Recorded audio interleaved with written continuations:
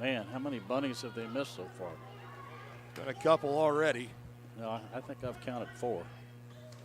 Final seconds winding down here. A drive in and another foul. It's going to be the 7th team foul already of the game for Tonganoxie. Who are they going to give it to? A few seconds remaining here in the first quarter. They're going to give it to Labino, and that's now her second. Man.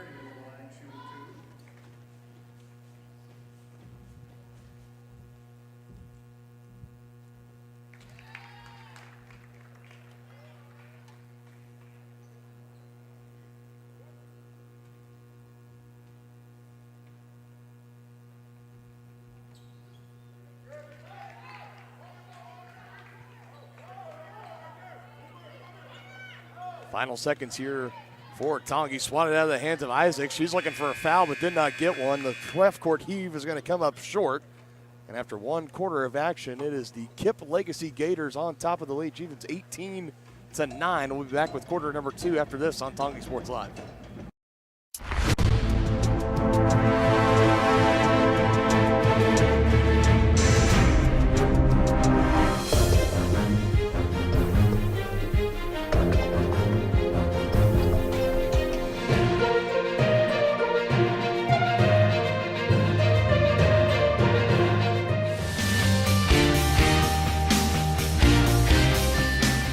For a winning team, contact White Birch Properties, the real estate MVPs.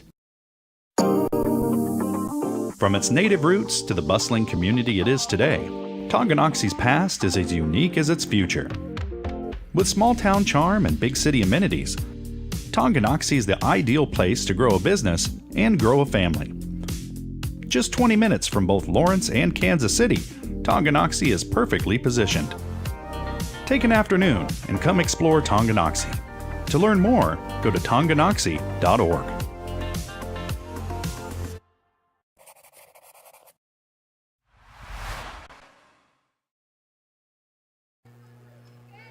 Back live here on Tonganoxie Sports Live. Dylan Funk alongside Dennis Drennan. Game 1 of our doubleheader tonight between Tonganoxie and, well, opponents to be filled in right now. This is the KIPP Legacy Gators girls varsity basketball team that Tonganoxie is facing. The boys will be taking on Metro Academy and the Mavericks later on in tonight's broadcast. Metro Academy not bringing in a girls varsity team this evening, so the Lady Chieftains went out searching for an opponent, and they found KIPP, and right now they lead 18-9, and giving the Lady Chieftains some fits as of right now. And another takeaway here for the Gators. Here they come with numbers back the other way. A kick out, long 2 on the way from McDonald is off.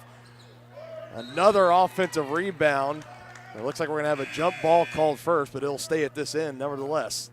Sage Isaacs back into the game for Tonganoxie. She picked up 2 fouls in that first quarter. Got brought out early, trying to spare her to get in any more foul trouble. She comes in for Sneed, number 42 for Tongi.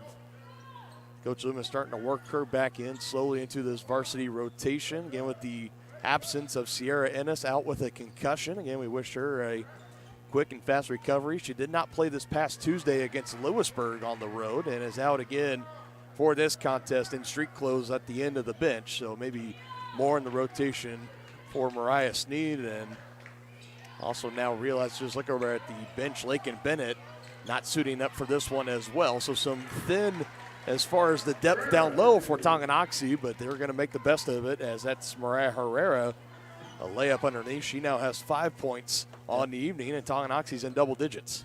Yeah, and that was a nice assist from Sage Isaacs there too. She got the ball in the paint. She was quickly double teamed, and she found her open teammate Mariah to finish the 2.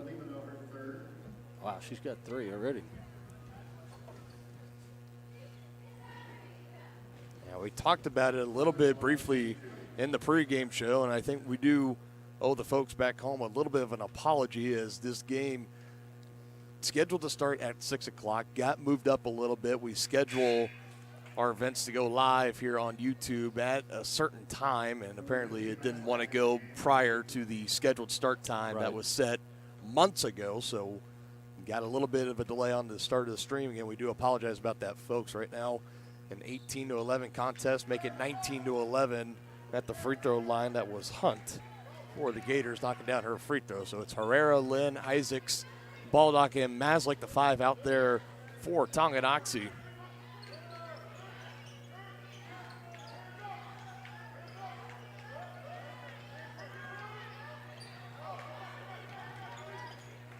Trying to move this ball around. Maslick, another kick out to Lynn near the top. Trying to create separation, get that open shot. Here it is from Maslick. A little long on the three-point attempt. Herrera with the rebound. And nice block. Yeah, blocked from behind.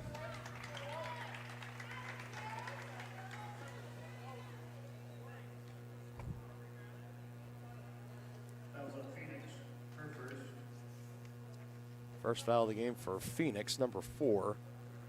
That's the 4th team foul for KIPP. That one a little bit too strong from Herrera, and the outlet goes up to McDonald. She's got space between her and the bucket, and is fouled from behind by Macy Lynn. I think if you're Coach Loomis, maybe not necessarily liking that foul there. It's the first for Lynn, but well, the Lady I'm not Chieftains sure. The Lady Chieftains are not getting back on defense like they need to.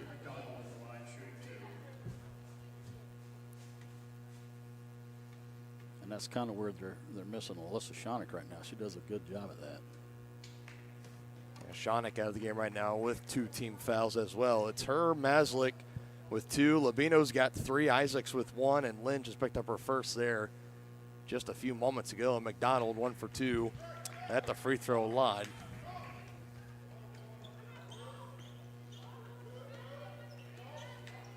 You don't normally see Coach Loomis leaving Shonick on the bench for this long, but you know, she has had foul trouble. That was a good drive there by Herrera and draw the contact and the foul. She'll be rewarded with 2 more free throw attempts. This is the first foul of the game now for Black, so 5th team foul for the Gators, but only 1 apiece for the starting 5 right now. Black left the game a little early there at the end of the first quarter. Kind of landed on her hip after a collision, but now back into the contest.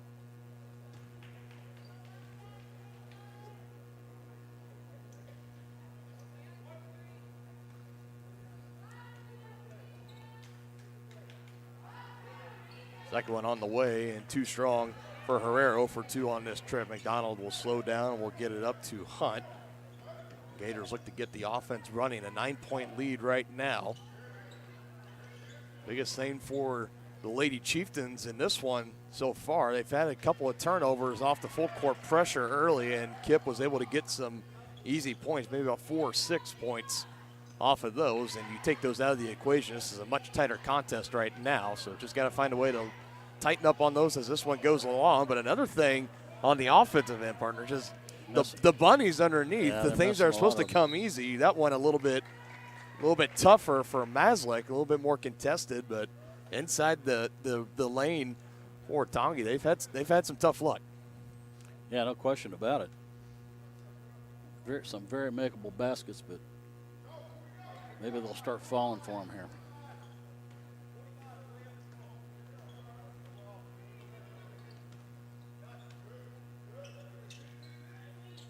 Near corner with Isaacs, getting by her defender and bowed it on the way in, and now a jump ball will be called, and that was Atkinson, number 10, down low, fighting for that ball. He'll stay at this end with Tongi.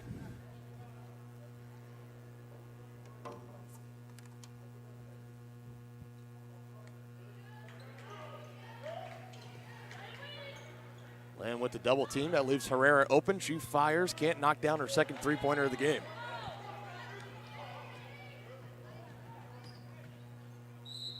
McDonald through contact, and another foul call here. A lot of whistles in this one, a little before the halfway mark of quarter number 2.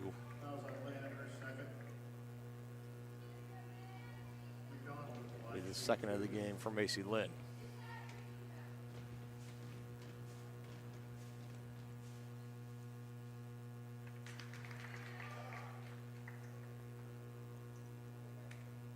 Back to a 10-point lead for the Gators.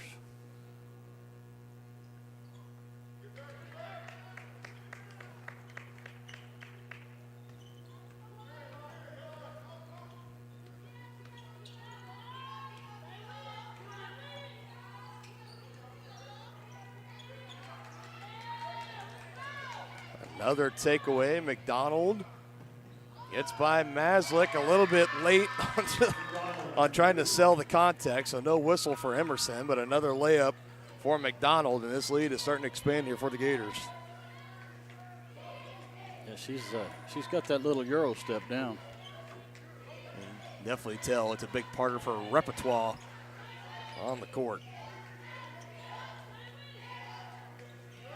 Still have not seen Alyssa Shonick here in the second quarter as we get near the. About that too. She's one of the better ball handlers we have. At the halfway mark right now, Maslick blocked by McDonald, but clear contact with the body. And Maslick hit the deck pretty hard, but getting up, and she'll have 2 free throws on the way. And that's the second of the game for McDonald, and the 6th team foul for the Gators. You know, Lady Chieftains need to cash in at the line here, especially when you're trying to cut into a lead. Maslick doing just that on her first attempt. Number 13, Macy Murray into the game for Tonganoxie. Macy Murray into the game, first time in this contest.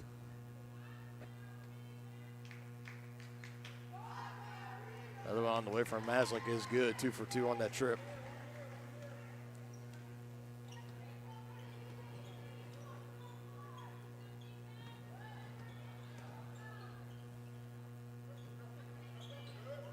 Black driving in with the right hand, can't finish, gets her own rebound, offline on the putback. Lady Chieftains still allowing too many second chance points here.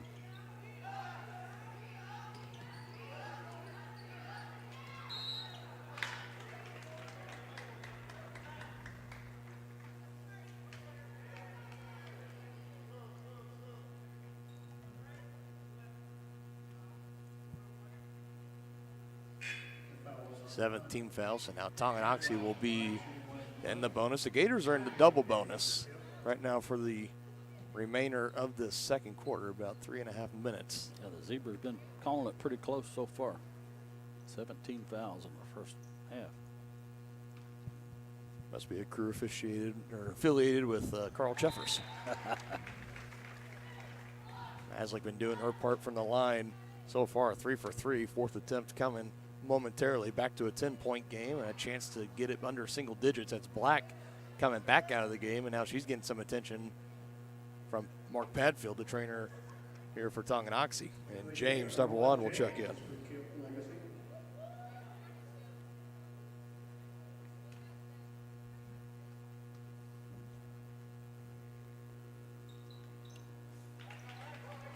It's always whenever I give a stat about how well they're doing at the free throw line, I just need to learn to shut my mouth, I guess.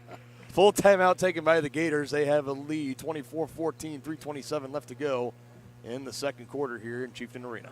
The same look and location of a classic drugstore with the services and supplies of a modern pharmacy. That's what you'll find at the Downtown Drug Store in Tonganoxie. Of course, Downtown Drug is the local choice for your prescriptions and health needs, but did you know they have the best selection of Tonganoxie Pride and Chieftain Game Day gear in town? And a whole lot more. Cards, gifts, home decor, and even the best way to satisfy that sweet tooth. The Downtown Drug Store. Call 913-369-3800 or visit them online at thedowntowndrugstore.com.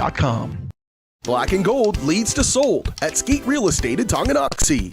Steve Skeet and the agents at Skeet Real Estate are dedicated to helping you either buy your dream home or sell your home quickly. Plus, Skeet is a one-stop shop with a full line of insurance products from Skeet Insurance. In Tonganoxie and the surrounding area, your choice for real estate and insurance is Skeet. To learn more, follow them on Facebook at Skeet Real Estate or call 913-845-2255.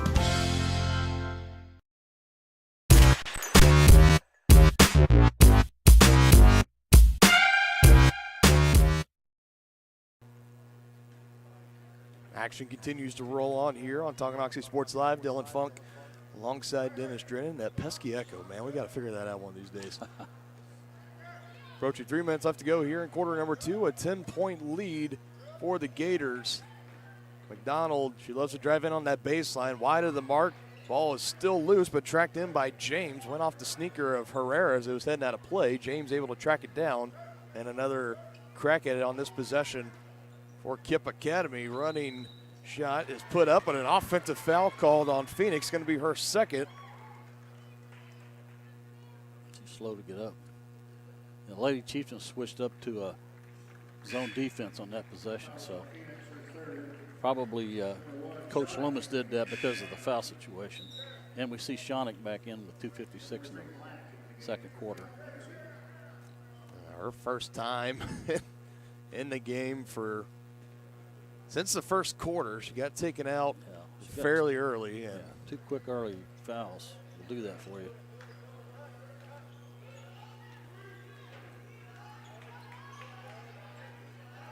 It's in her hands, quickly giving it to Baldock in the far corner, and another foul here on Devian Black.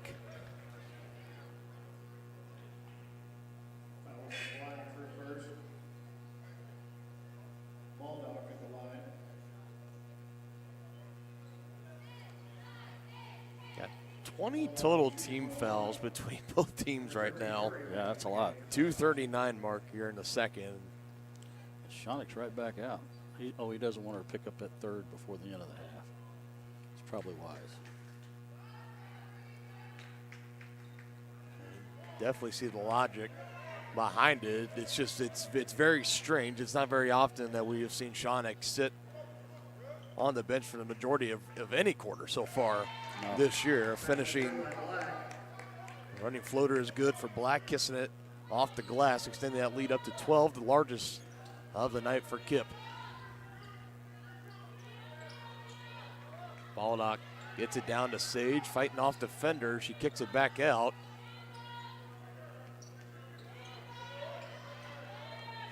Macy Murray almost got her feet tangled up. 3-pointer on the way from Maslick is off the line. There's Carney with it. Driving near side baseline, poked away by Herrera, but Carney comes right back, picks it up. McDonald, head fake. Driving in the lane, lost her footing. Wide shot, put up.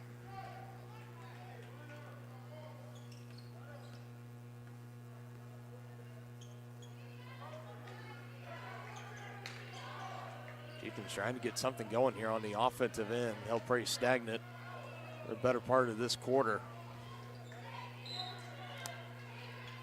Sage foot was on the baseline as Murray passed it to her. Another empty possession for Tonganoxie. That really hurts when you're trying to cut into a lead.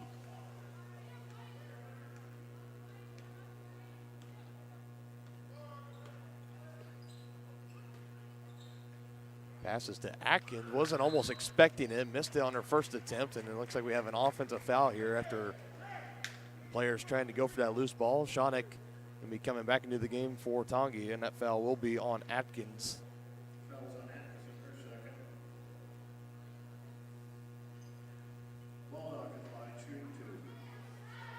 Just some early observation from me, partner. We see Langford and Crowley getting some basketballs, and it appears maybe some new uniforms being debuted tonight. Just looking at the shorts.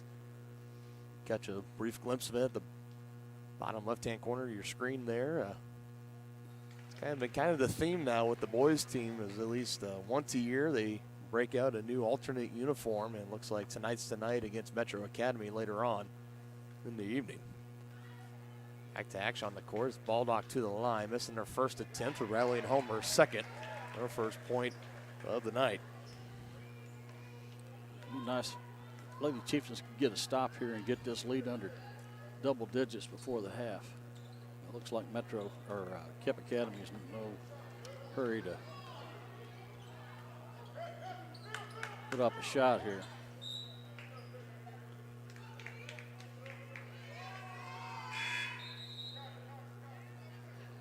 Substitution coming in for the Gators. It's Hunt. And Macy Lynn is back in for Tonganoxie.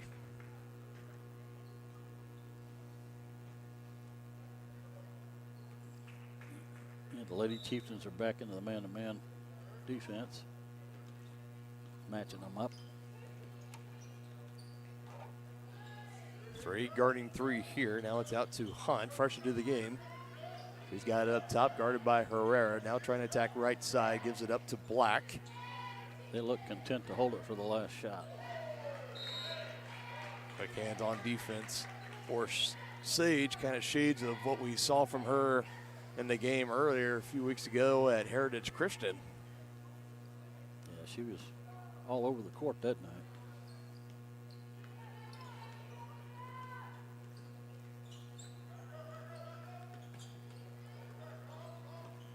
Black looking for options, gives it up to Hunt. Clock now under 20 seconds left until half. And pretty content, I think, like you've already said, to let this clock run and try to get something now. Under 10 seconds. Shot up by Black, no good.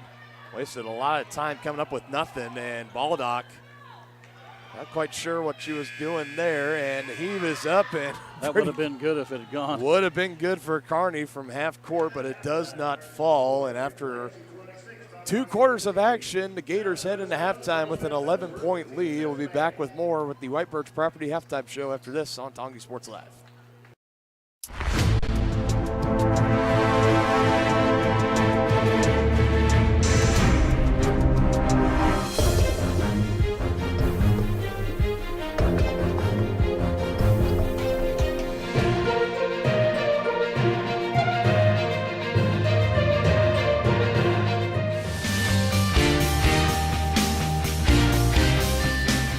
For a winning team, contact White Birch Properties, the real estate MVPs. From its native roots to the bustling community it is today, Tonganoxie's past is as unique as its future. With small town charm and big city amenities, Tonganoxie is the ideal place to grow a business and grow a family. Just 20 minutes from both Lawrence and Kansas City, Tonganoxie is perfectly positioned. Take an afternoon and come explore Tonganoxie. To learn more, go to tonganoxie.org.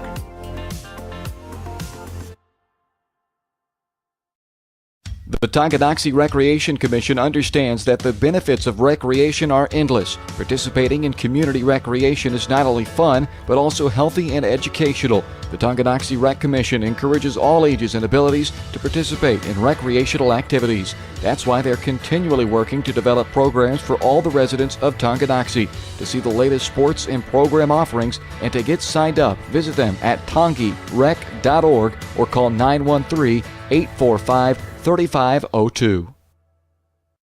Whether you're an athlete looking to get back for another big win or you're just trying to win at life, Dr. Adam Ludwin at Win Chiropractic and Sports Therapy can get you back in the game. Dr. Adam has the tools and skills to have you feeling your best in no time with chiropractic adjustment, physical therapy, cupping, taping, muscle scraping, on-site x-ray, and more. Lose the pain and win the day at Win Chiropractic and Sports Therapy, now open in Tonganoxie. Book online at winchiropracticst.com or call 913-214-1020.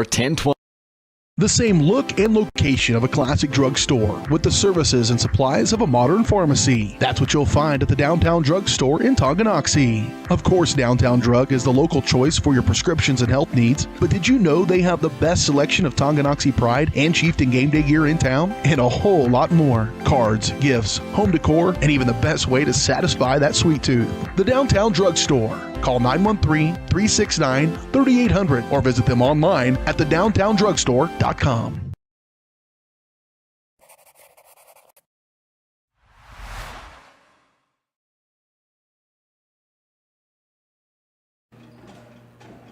Welcome back on Tonganoxie Sports Live. Dylan Funk alongside Dennis Drennan. It's a 26-15 score right now, and lead for the KIPP Legacy Gators coming into this one. And we know maybe a little bit of the confusion. We had a little bit of a rough start to the broadcast, so let's fill everybody in real quick now here during the halftime show. Coming into this contest, we made the assumption that it would be a doubleheader against the Metro Academy Mavericks, who the boys will be taking on later on. You see Metro Academy and Tongi, the boys, out on the floor getting some warm-up shots in. Metro Academy, what we learned coming into this one is that they do not have a girls varsity team, so Coach Loomis and company had to go out and find somebody to come in and play this evening. It's very very similar to some situations we saw during the pandemic season a couple of years ago on Tonganoxie Sports Live, where there would be teams that if they had one team cancel and another team had to cancel and they kind of were just looking for someone to play. It's very similar to that same situation. So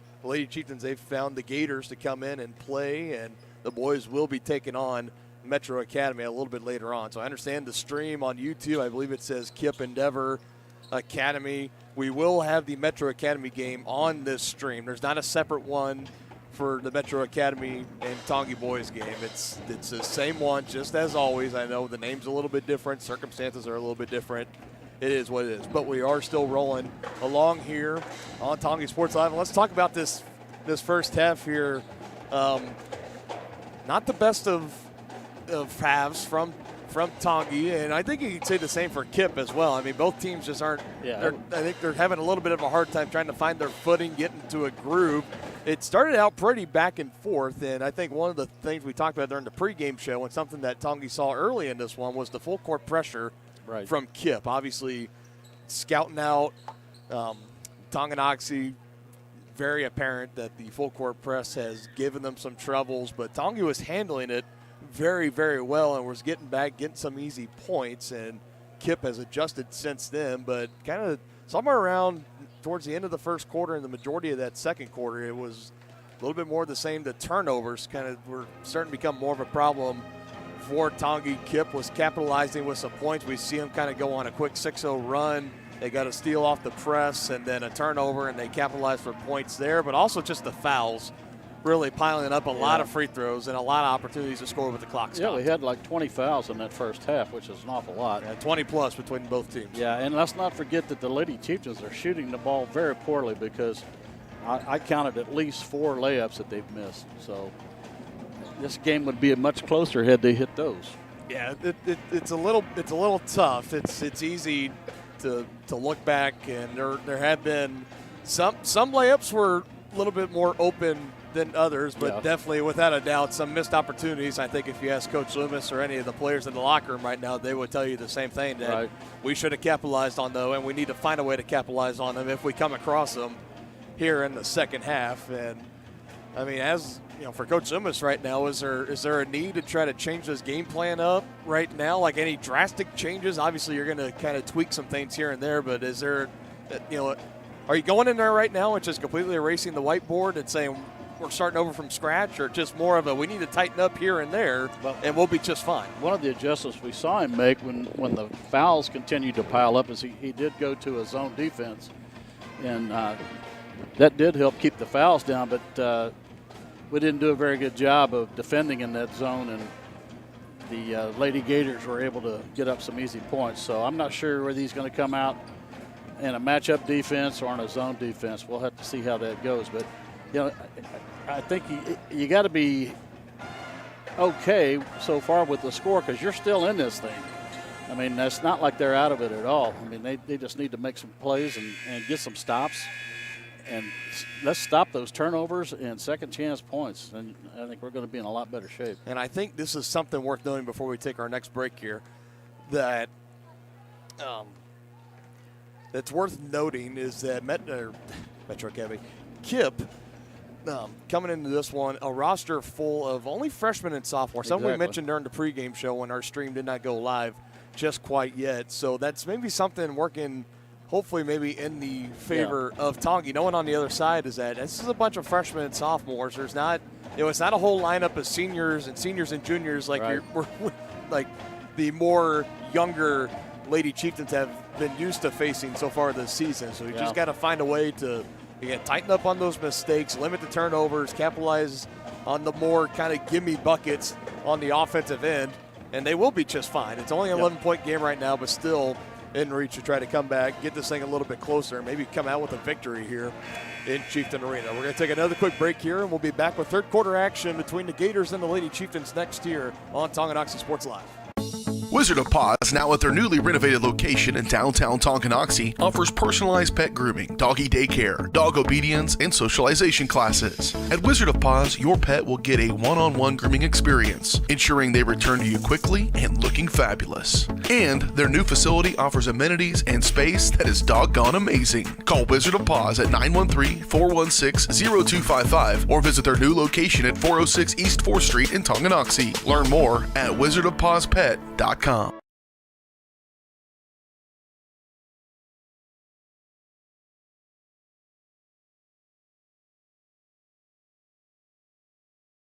A great collision on the field? Awesome. An awesome collision on the road? Not so great. If that bad play does come your way, take your car to S&S Body Shop in Tonganoxie. S&S has been the area's premier auto collision repair center since 1972, working on all makes and models, glass replacement, bumper repair, fiberglass and plastic, color matching, and more. Plus, they work with all insurance companies. Get your ride back in the game. Learn more at snsautoandbody.com or call 913-369-3193. Has your furnace left you out in the cold? Pipes plugged? Are you underwater with your water heater? If so, you'll be glad you called Ladd. Ladd Service Company in Tonganoxie has been your heating, cooling, and plumbing specialist since 1986. Ladd is your dealer for top quality brands like York, April Air, and Wolverine Brass. Plus, they maintain and service all other brands. Schedule your appointment by calling 913-369-3509. Visit laddserviceco.com to see why you'll be glad you called Ladd.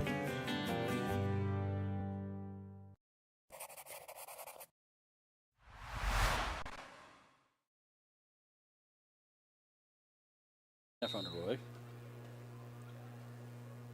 It'll appear that way back here on Tonganoxie Sports Live. Dylan Funk alongside Dennis Drennan. I'll be working on fixing the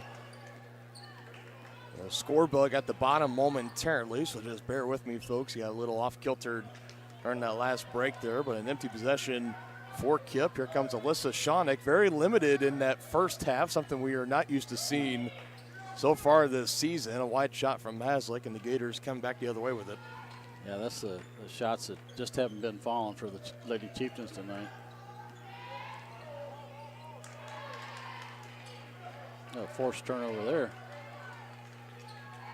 Lady Chieftains needed that. And these are the moments right here, getting those turnovers. Got to find a way to capitalize on them and make them hurt. Yeah, Lady Chieftains really need to score this possession. Make that turnover hurt. Wide open three, but she.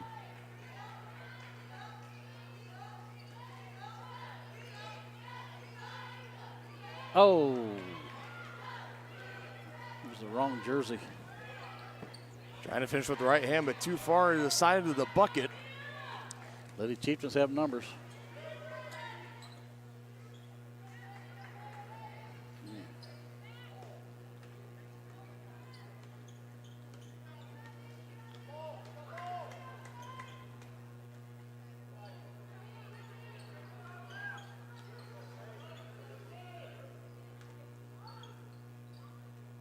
Shot then put up, no good. Put back underneath, gets the rebound. Third try with it, still cannot fall. Lady Chieftains very fortunate there. Could not get a bucket to fall. Yeah, that's what we talked about. Those you got to limit those second and third chance opportunities for the opponent. Man, had a good look at it. That was Herrera. Just can't knock it down. Just a really poor shooting night for the Lady Chieftains so far.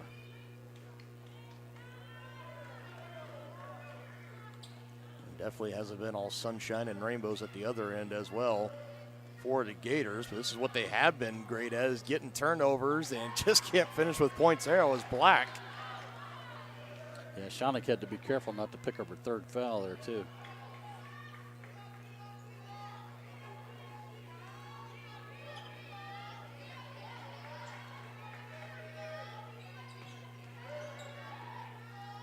There we go. Another bucket for Herrera. She's been staying busy in this one. 7 points on the night.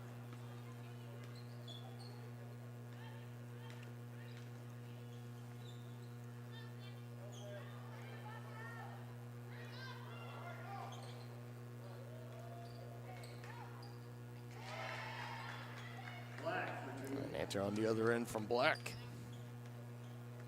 Keeps this lead at 11 momentarily for KIPP.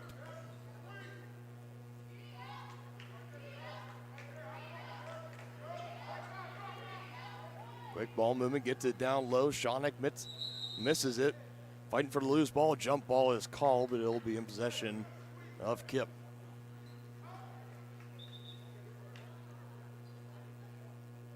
So even though she's out there playing with a pair of fouls, not afraid to kind of get in there and still stay aggressive. Fighting for some loose balls, and actually now after further conversation, they flip it, so it'll be Lady Chieftain basketball. Yeah, I think they had the possession arrow wrong. Number 42, Kearney into the game for KIPP Legacy.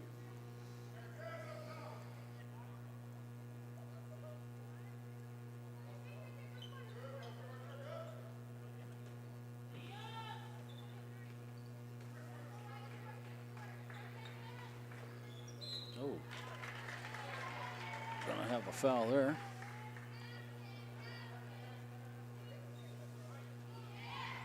That's on Legacy.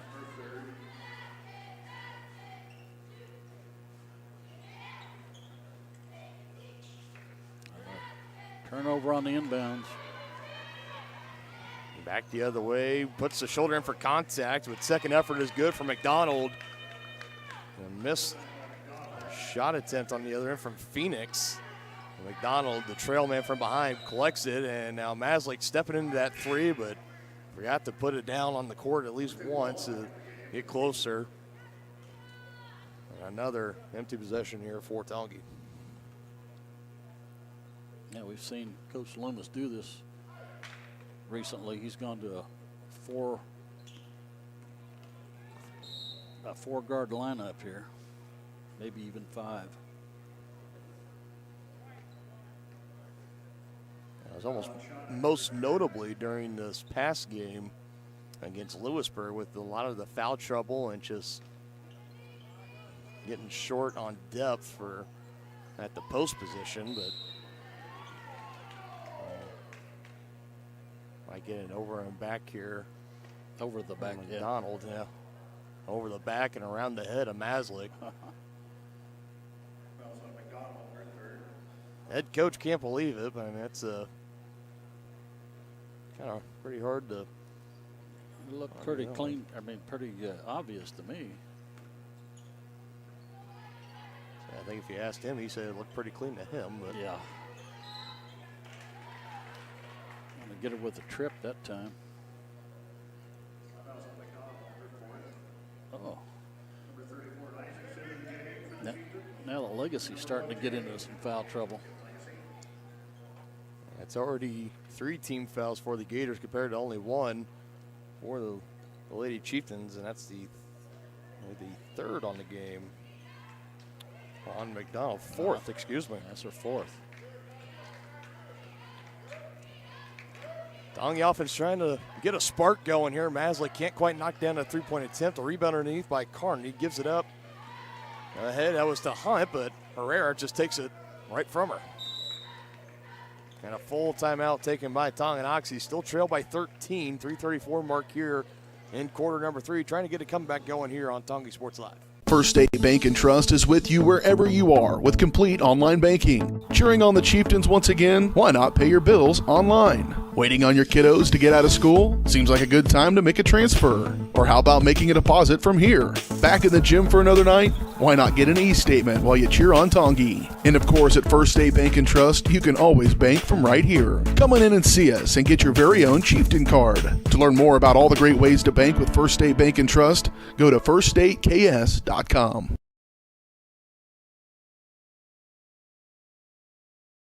The Tonganoxie Recreation Commission understands that the benefits of recreation are endless. Participating in community recreation is not only fun, but also healthy and educational. The Tonganoxie Rec Commission encourages all ages and abilities to participate in recreational activities. That's why they're continually working to develop programs for all the residents of Tonganoxie. To see the latest sports and program offerings and to get signed up, visit them at tongirec.org or call 913-845-3502. So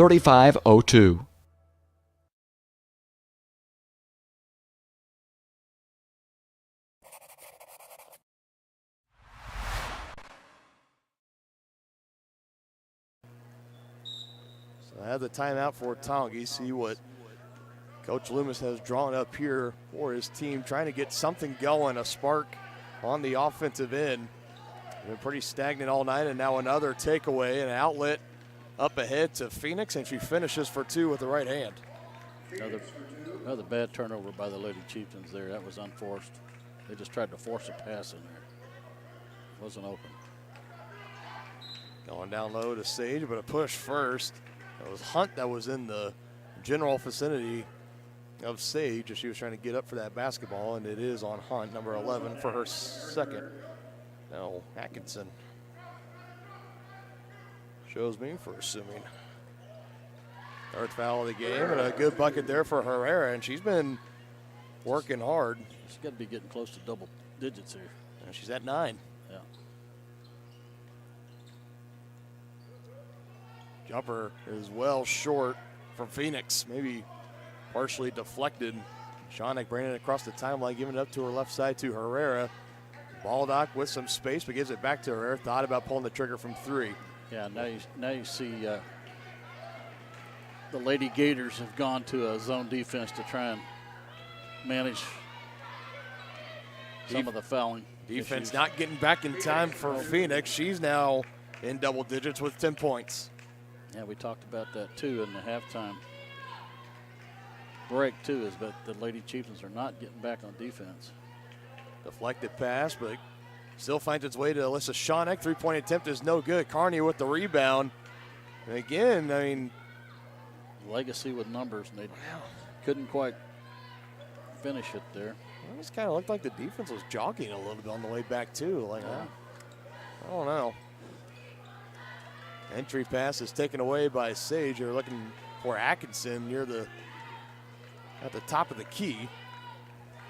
Maslick driving in, weaving through defenders, can't finish. Tight, very tough contested shot. Another chance here for KIPP. Defense not getting back. Carney with the rebound. Mid-range jumper for Phoenix, well short. It'll go out of play and an inbounds and possession for Tonganoxie. It has not been the best of offensive nights for either team in this one here. Pretty sloppy game so far.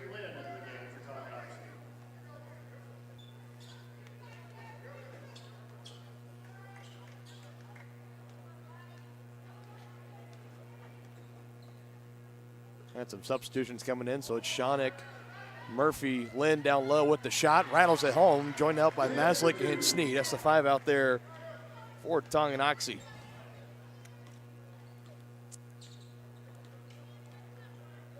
As we head towards the final minute of quarter number 3 here, a 34-21 lead for the KIPP Academy Gators. Phoenix trying to get by Murphy, slings it in. This is Hunt in the lane through traffic, can't knock it down, tipped ball out of play. It'll be Tongi basketball.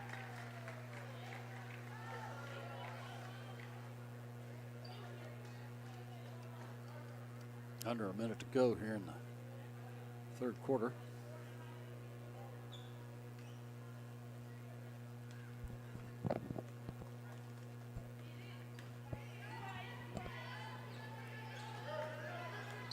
Into Lynn at the left elbow. Defense shovels it into Murray.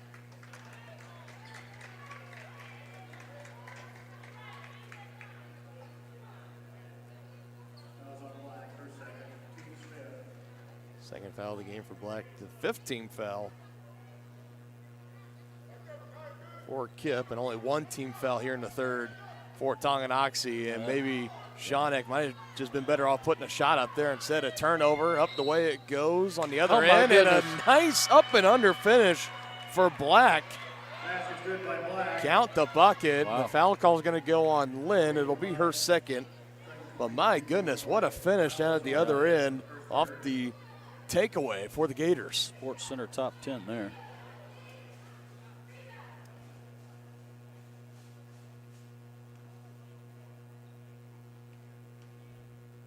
Looking to cap off the fancy three-point play. Can't do it at the line.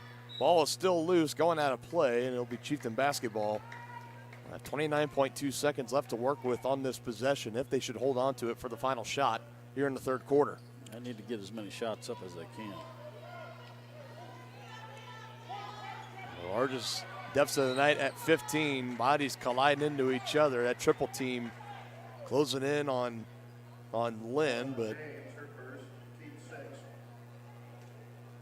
One more, the Lady Chieftains will be in the bonus.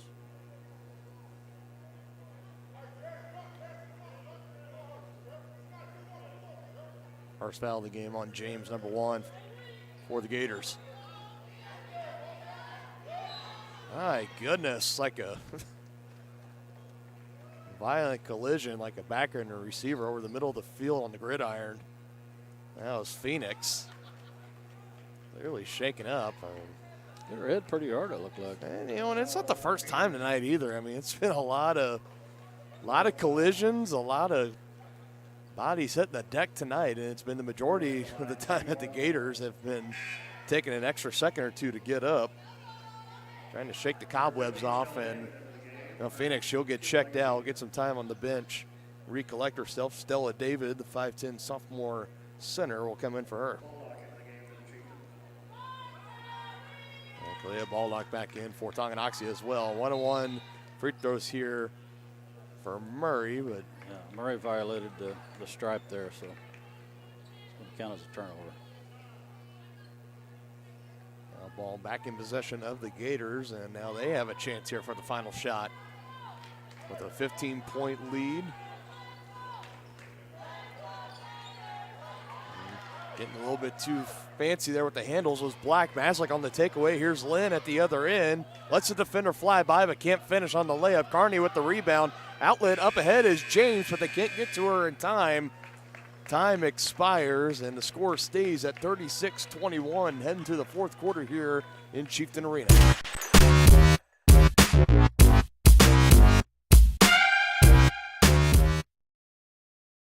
At Kansas Insurance, we know one size doesn't fit all. In fact, our whole mindset is based on customized policies for you and your families. We're local, and we do what we do because we care about you. Think of us as brokers for your insurance needs. Working with Kansas Insurance gets you the award-winning service and attention to detail that only an independent agency can provide. All across Kansas, we're here to help you manage and plan for all types of risk. Contact a local agent today. Kansas Insurance. Local, independent, serving you. The same look and location of a classic drugstore with the services and supplies of a modern pharmacy. That's what you'll find at the Downtown Drug Store in Tonganoxie. Of course, Downtown Drug is the local choice for your prescriptions and health needs, but did you know they have the best selection of Tonganoxie Pride and Chieftain Game Day gear in town? And a whole lot more. Cards, gifts, home decor, and even the best way to satisfy that sweet tooth. The Downtown Drug Store. Call 913-369-3800 or visit them online at thedowntowndrugstore.com.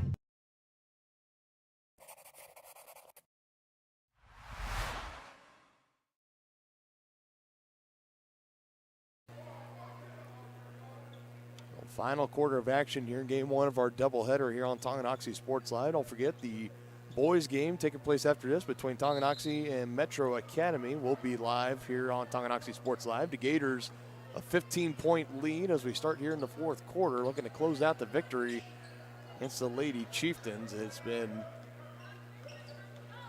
not the best of offensive nights for both the Lady Chieftains and the Gators. Shots have been a premium, buckets have been a premium to come by so far this evening. A lot of turnovers for both teams, but advantage Gators at the moment. Black shot in the lane, does not fall. Loose ball at the feet of Isaac, Shonick, and David, both fighting for it. It'll be Tongi basketball nonetheless after the jump ball is called.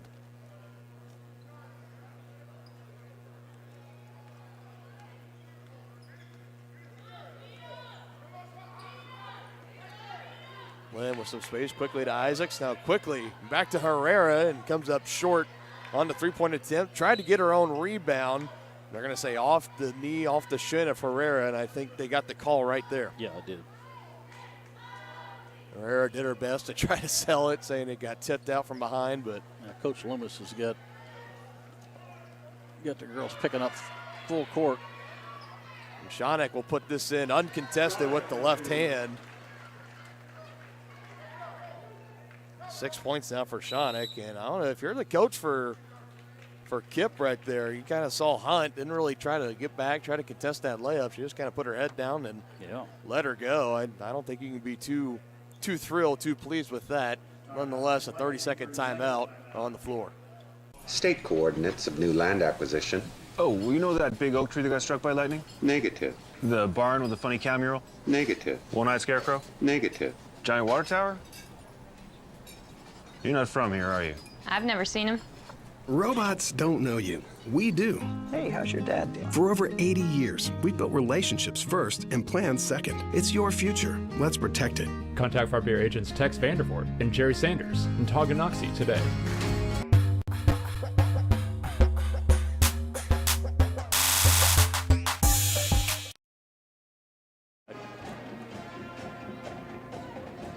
So Shawneck defense turning into offense, cutting into this deficit a little bit more. Now a 13-point game. We're going to see the full court pressure here for Tongi.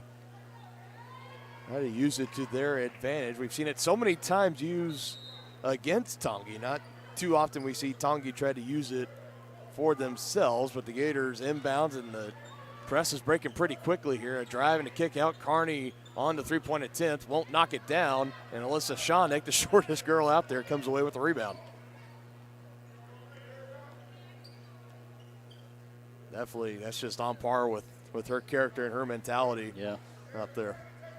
Maslick catch and shoot three is offline. It'll roll out of play, and it'll be Gator basketball. Had a pretty good look at it there. Coach Loomis again trying to coach her up. Yeah, the Lady Gators are still staying in that zone, and now we're going to see some more full court pressure here. Almost through the hands of Hunt. And now a forced pass. Shawneck wisely giving it to Maslick. She finishes. That's what you want to see if you coach Loomis. You give these Lady Gators a taste of their own medicine on this press. Black back the other way. Kind of was losing handle of her dribble, but she recollects, now brings it back up beyond the perimeter. Kearney on the drive, shook loose of Isaacs, and a foul on the shot attempt. Going to be the third team foul for Tongi. That team going to get Macy Lynn for that.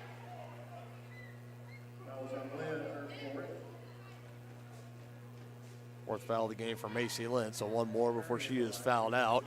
It is worth noting that Tongi is in the bonus right now. 17 fouls for KIPP.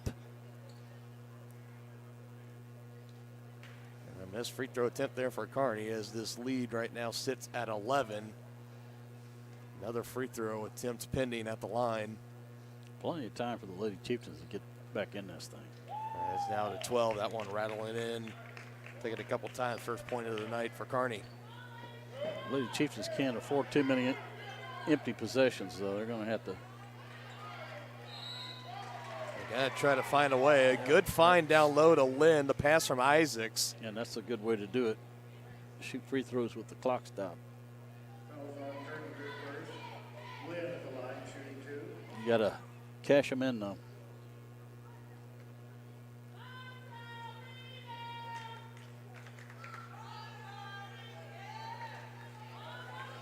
I think it's better off maybe with the free throws when we don't say anything at all. Yeah, it's all good. As soon as we say something, so let's just hush. It always jinxes it.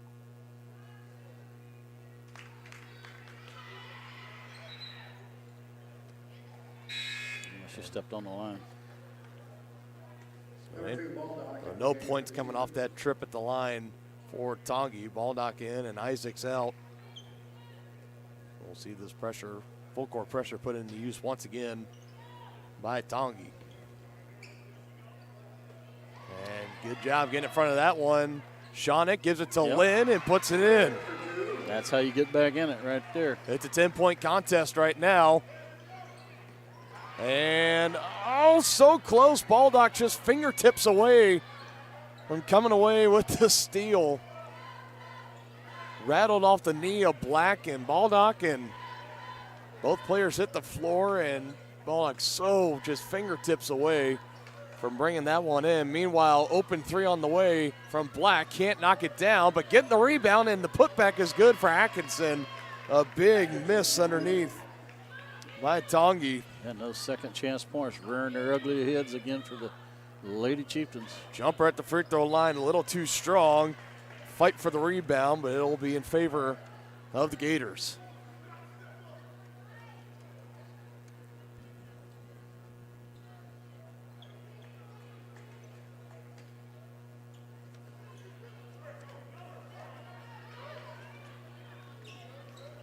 Peeling out, that was James. Might have had a chance to go and attack the bucket. Instead, brings it out. Herrera trying to poke it away near the half-court line, and a timeout taken by KIPP. They want some time to try to draw something up here. Lady Chieftains still fighting hard here. Got a little bit more work to do here. Under 5 minutes left to go in the fourth quarter, and it's still a 12-point lead for the Gators. At Kansas Insurance, we know one size doesn't fit all. In fact, our whole mindset is based on customized policies for you and your families. We're local, and we do what we do because we care about you. Think of us as brokers for your insurance needs. Working with Kansas Insurance gets you the award-winning service and attention to detail that only an independent agency can provide. All across Kansas, we're here to help you manage and plan for all types of risk. Contact a local agent today. Kansas Insurance. Local, independent, serving you. A great collision on the field? Awesome. An awesome collision on the road? Not so great. If that bad play does come your way, take your car to S&S Body Shop in Tonganoxie. S&S has been the area's premier auto collision repair center since 1972, working on all makes and models, glass replacement, bumper repair, fiberglass and plastic, color matching, and more. Plus, they work with all insurance companies. Get your ride back in the game. Learn more at snsautoandbody.com or call 913-369-3190.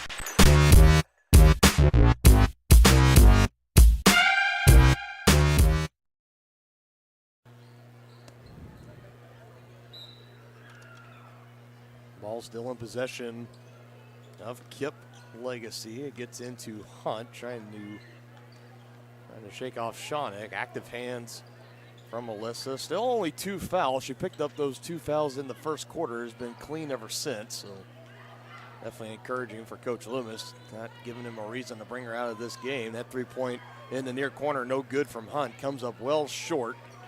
Now the Lady Chieftains need to make this count. 3 on the way from Maslick. Oh, nearly got it to fall.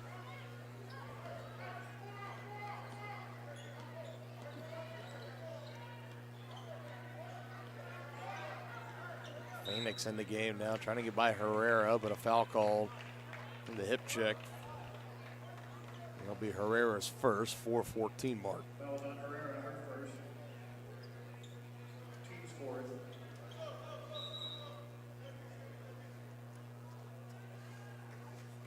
Number 15, David into the game for KIPP. Sitting right next to her head coach, so imagine she won't be out of the game for extended amount of time. Putting the moves on, and the finish with the right hand, good for Black. Basket was good by Black.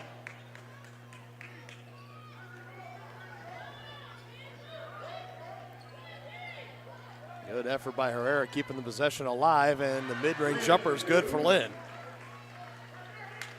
You can't afford to trade baskets with him here. You got to get some stops.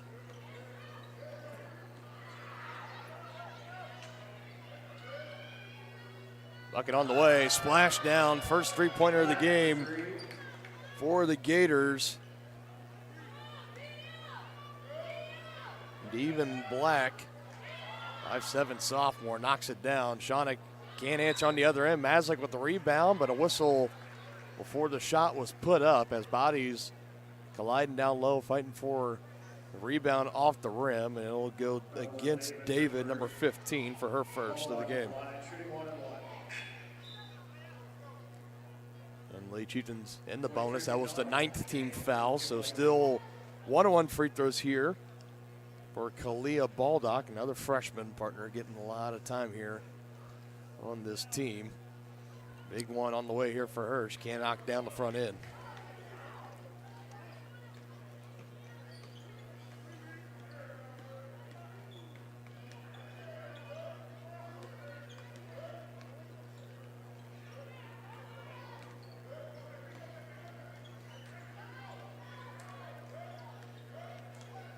Shawnick picking the pocket of Phoenix. Going to be contested from behind by Black, but she finishes with the offhand. 8 points now in the night for Alyssa Shawnick. Under 3 minutes left to go here in the fourth. And another steal. Wise decision there near the baseline. Big 3 on the way. Oh, my goodness. Halfway down for Maslick. Baldock fighting for the rebound. A quick whistle. My goodness, boys.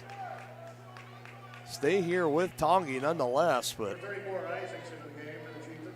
quick to the whistle. The jump ball is called, so we'll have an inbounds play instead. Isaac's coming back in. Baldock heading to the bench. Big rebound there for Kalia, keeping this possession alive. Catch and shoot for Herrera is good. Rattles it down. And now she eclipses double digits with 11 points.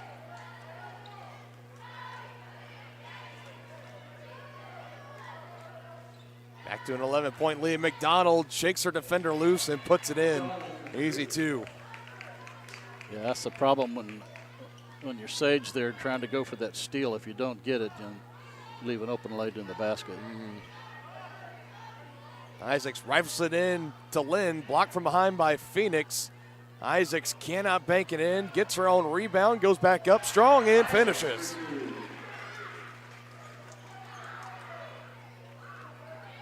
Another takeaway. Shonick bounce pass into Maslick, back to Shonick, through some traffic, high off the glass, but can't get it to fall. Rebound by Atkinson down low. Phoenix shovels it over the head of her teammate, was looking up to Black.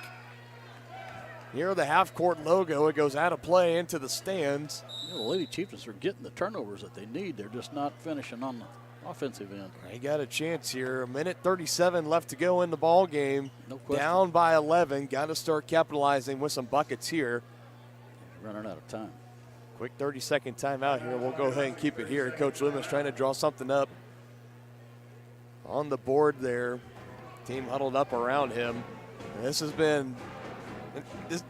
probably been one of the more weirder kind of games to feel out as far as like momentum-wise, because it's feel like both teams have had their fair share of having momentum on their side, but I think for the majority of the second half, it's been kind of more of a, I don't want this game, you take it. No, you take it, you take it. Like it's been a little bit of a tricky process, but right now, Chieftains, they're making an effort right now. Well, yeah, I think the Lady Chieftains have played better this second half, no question about it. I think Coach Loomis got their attention at halftime. Took them a little bit to get out of the gates here early in the third quarter. But that adjustment going to, the full court pressure by the Lady Chieftains has really paid dividends.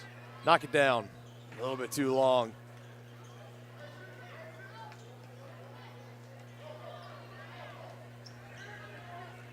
So now at what point now, if you were Coach Loomis, do you decide to try and start fouling here? Because as we barrel towards a minute left, down by double digits. When you got active hands from Shonick, or got multiple steals on this game already. Maslick another three on the way, and he's had tough luck from deep range tonight, but another loose ball tracked down by Shonick. Herrera's three-pointer is good. Her second one of the ball game. And that's an 8-point game. Big steal from Shonick. The layup can't finish at the other end. Just a missed bunny there. Yeah, and that was her dominant hand there. You don't see that very often from Melissa. Tack that last foul to Mariah Herrera for her second, the 15th foul. And now they're going to charge her with the second one, trying to knock that ball loose. Just got too much contact with the shoulder coming in.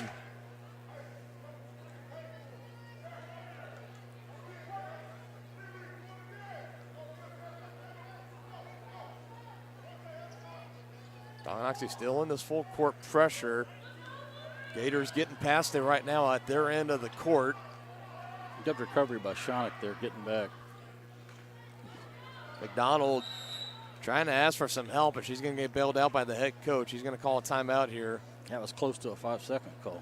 Clock stopped at 23 seconds exactly. KIPP appears to be on their way to a victory. They have an 8-point lead right now, 46-38 over the Lady Chieftains here in the final quarter. Midwest Chiropractic Center in Tonganoxie, Lansing, and Bonner Springs is ready to get you back to being the active, energetic person you want to be. Dr. Robert Shook and Dr. Daniel Hauga at Midwest Chiropractic offer caring, high-quality, and comprehensive care, including chiropractic care, acupuncture, and school and DOT physicals. Now offering Saturday appointments in Bonner Springs and Tonganoxie to better serve you. To schedule your appointment, call 913-369 859-0022 or visit them at mwchiropractic.com.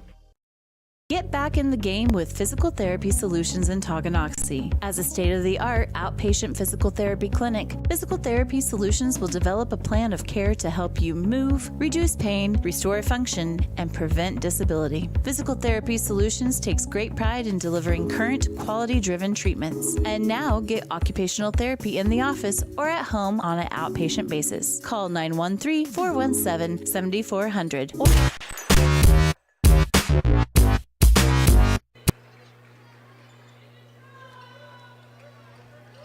Tongi trying to come up with another steal here, but now maybe starting to get into that territory where you're going to have to start fouling.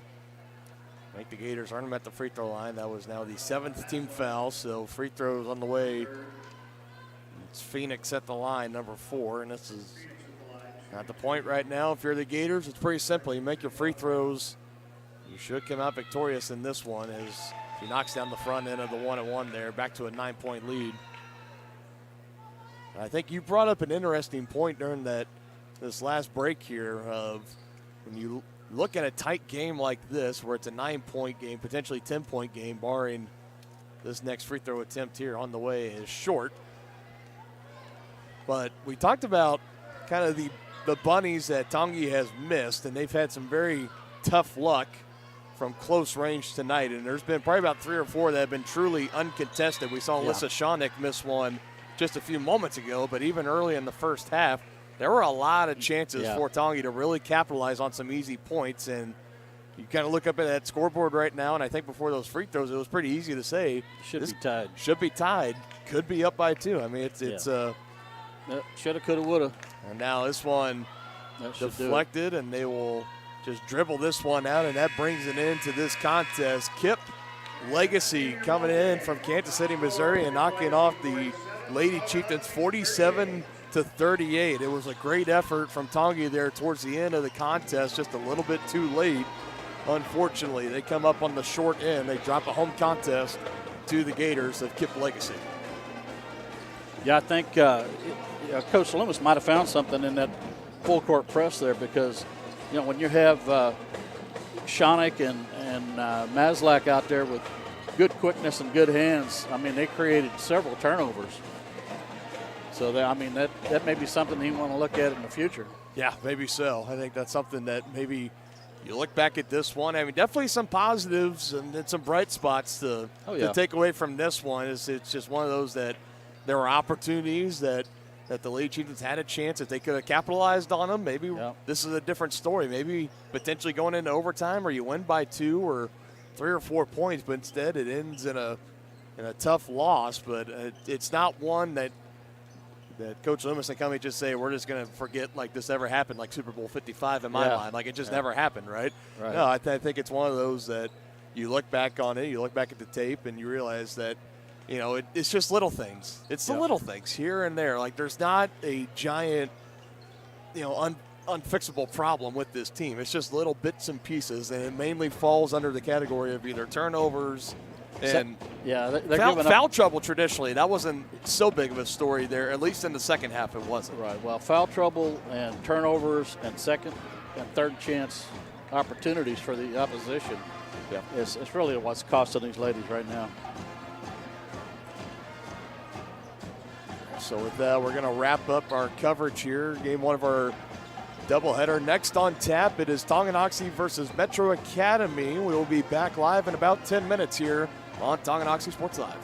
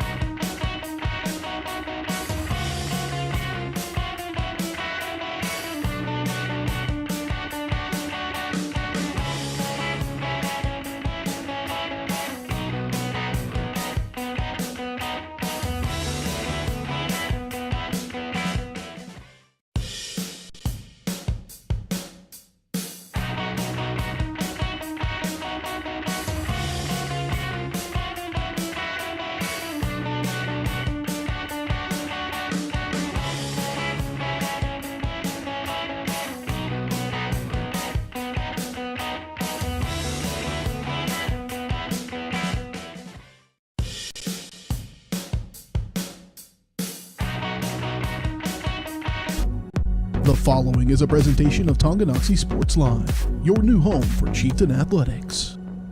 It's time for the Chieftains on your new home for Tonganoxie High School athletics. Tonganoxie Sports Live. Tonganoxie Sports Live is presented by Kansas Insurance, locally owned and operated. Learn more at kansasins.com. Also by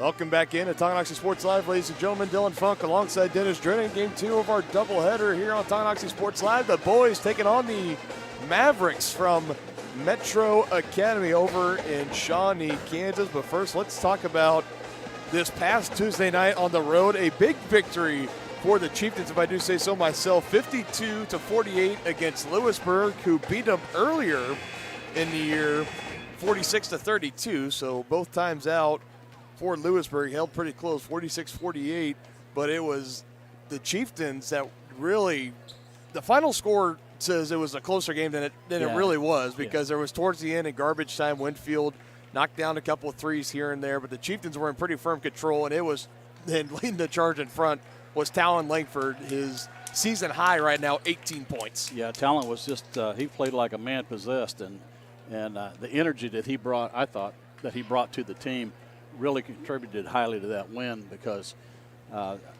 he was everywhere, and on defense, on the rebounds, offense, scoring 18 points, like you said, man, he was the player of the game, no question about it. And like you said, partner, that win against Lewisburg, I think it's got to even boost this team's confidence a little bit more, because they lost to that same team by 14 earlier in the year. So yeah, and the big kind of storyline going into this one is, oh man, I love those the new uniforms. Yeah, those are pretty tonight. tight. Those are pretty tight. Can we get a shot on those real quick before we get? We talked about Tongi busting out some new alternate uniforms tonight. The gold font and numbers, the trim down the side. Oh, those are really nice. Those I are love really those. nice. Yeah, really, really nice. They have the old time lettering like the Jayhawks have on some of their unis. Old circus font. Yeah. Wow. Nice. Love that. We'll talk a little bit more about that game at Lewisburg as we continue on with the coverage tonight. Tonganoxie taking on the Metro Academy Mavericks. Let's turn down to John Tolson for starting lineups and the national anthem. We welcome you and our guests from Metro Academy High School. Kansas State High School Activities Association and Tonganoxie High School encourage you to make good sportsmanship a priority at all times. Winning is for a day, sportsmanship is for a lifetime. We invite you to remain seated at halftime of tonight's game for performance from our Chieftain Stars dance team and the 22-23 Rising Chieftain Stars. If you please stand, remove your hats, and help us honor America and those who serve it, as THS Junior Trinity Bridges sings our national anthem.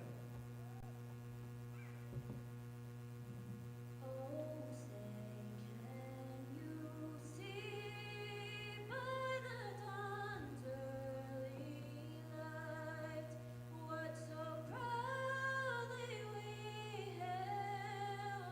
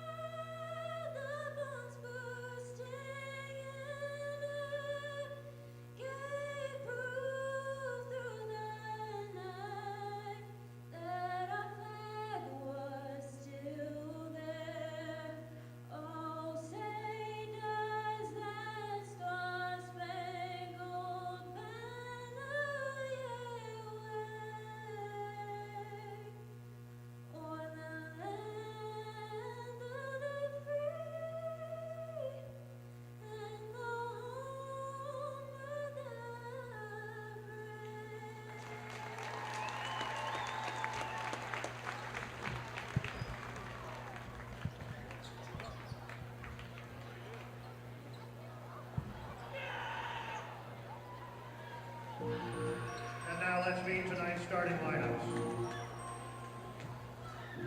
For Metro Academy, number 5, a 5'10" senior, Preston Santo. For Tonganoxie, number 4, a 6'2" sophomore, Talon Langford. For Metro, number 12, a 5'11" freshman, Nathaniel Farrell. For Tonganoxie, number 11, a 6' junior, Alex Crowley. For Metro, number 15, a 6' junior, Caleb Sidler. For Tonganoxie, number 14, a 6'5" senior, Caleb Clark. For Metro, number 23, a 6'3" sophomore, Jacob Robinson. For Tonganoxie, number 21, a 6'5" freshman, Merrick Davenport. For Metro, number 32, a 6'1" senior, Cameron Gardner. And for Tonganoxie, number 31, a 6' senior, Brandon Wilson. Head coaches for tonight's game: for Metro, Robin Sullivan; for Tonganoxie, Bill Jones. Officials for this evening's game are Kenneth Bolt, Bill Miller, and Tom Groniger. How about a shout out to Trinity, a beautiful rendition of the national anthem. I think she did very well. Yeah, she did a great job. I'm telling you. Same start. Didn't they say she was just a sophomore? Yeah, only a sophomore. Wow. Definitely. I got a good hunch she's in Chieftains Singers. I bet Gifford has already got her in the program. And sure. Very talented young voice there. Same 5 out for the Chieftains: Langford, Crowley, Clark, Davenport, and Wilson. As for the Mavericks, Santo, Farrell, Sittler, Robinson, and Gardner. And it'll be Robinson and Clark who will meet at center court for tonight's opening tip-off. Caleb should control this tip, and he does. It's in the hands of Langford, coming off his best performance of the year so far. 18 points this past Tuesday night at Lewisburg. Gives up to Wilson, a missed 3. And back the other way came the Mavericks, but off the foot it goes of Sittler, trying to push that one a little bit too fast. It's just very similar to like we saw on Tuesday. You just kind of see the energy from Talon, clapping the hands, trying to get things going.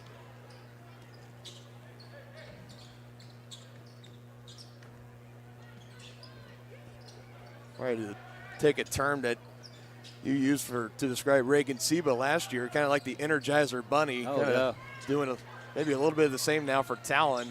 Offensive rebound, second chance here for the Chieftains. It's with Talon up front, gives a near side here to Alex Crowley. Again, in case you haven't noticed, new uniforms here for the Chieftains. Really a nice classical look at the circus font, very similar to past uniforms of the Kansas Jayhawks. Gold lettering and font on the front and the back with the last names and the team name on front, and kind of a nice gold and red patterning on the sides. Very sharp. Very sharp. Well done. I know in past year, in the past couple of years, they had all white jerseys with white numbers with the black lettering. A little bit more plain Jane, but as broadcasters, much harder to see white numbers on white jerseys. So I applaud whoever made the decision to make the numbers for these ones gold. Yeah, they're awesome looking, and they're outlined in red. It's really nice. Still looking for our first points of the game. Under the 6:40 mark, Brandon Wilson with it right now. Gives it back to Talon. Maybe a little bit of a feel-out process here for both teams. Yeah, both teams in a man-to-man. Clark, a lob down low to Davenport. Double team comes, just can't quite finish with the left hand. Had a decent look at it. Davenport went up through contact there. On the drive, this is Gardner. Spin cycle, knocks it down. First points of the game belong to the Mavericks.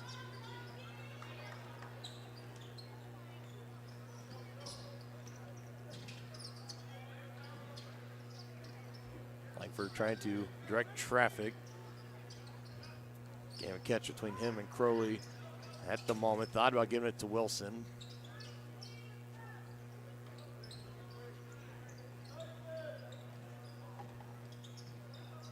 A lot of movement going on right now for Tongi, but Not any openings right now. There Now you they go. get it down to Davenport quickly. Nice kick Round out. it goes. Big one on the way from Langford is wide of the mark. That was good ball movement there. I got a good look at the three. It just a little offline there by Talon. That juice is flowing maybe a little bit too much for Langford. Had to find a way to settle into this one. Still plenty of ball game left. Just now past 5 minutes, 30 seconds. And now a travel call here, an empty possession for Metro Academy. The ball was in the hands of Gardner, number 32. He hit the bucket earlier. That time, a slight shuffle of the feet turns it over.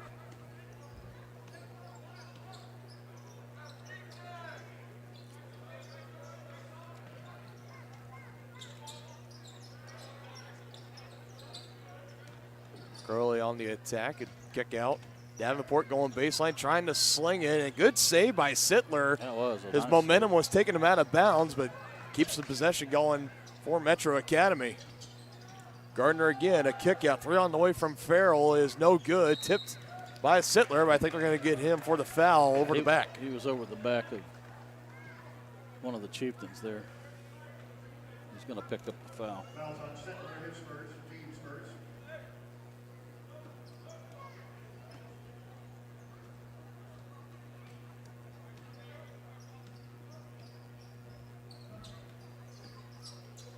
Madger, it was a point of emphasis this past Tuesday for Tongi. You really kind of drive and attack the lane and go to the rim. Got to imagine same mindset's going to be coming in to tonight. Get it down to Clark and Davenport. Let the big boys go to work as Caleb gets his first bucket of the game. That's how you're supposed to do it right there.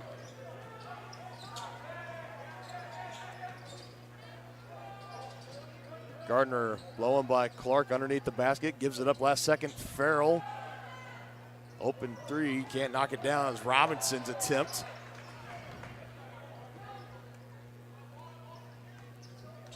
Chieftains with a chance to take the lead here, approaching the halfway mark.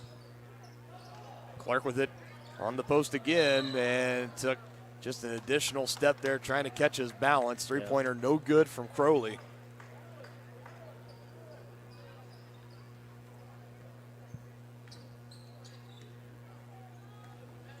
Caleb had the right idea in mind, just that extra body contact, took that extra third step.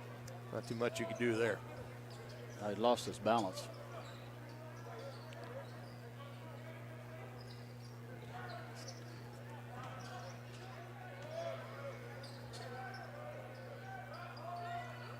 Another one on the way. Can't knock it down. Crowley and Clark bump into each other, but Clark brings down the rebound, gives it to Langford. He brings it across the half-court line. Now in the hands of Brandon Wilson. He's starting to catch some fire and turn into a pretty consistent three-point shooter for Tongi. Knocking down at least 3 or 4 a game now in the past couple of weeks. Crowley broke his ankles, as the kids now say these days. And blocked, trying to finish with the right hand, looking for a foul call, but not getting one. Good defense down low by Robinson on Clark. Gardner stops, kick out, Santo for 3, can't knock it down. That was Sittler, got the rebound in the putback, and Langford coming in for the blocked shot attempt, but got him too much with the body. Pick up his first foul of the game, and 2 free throws on the way for Sittler.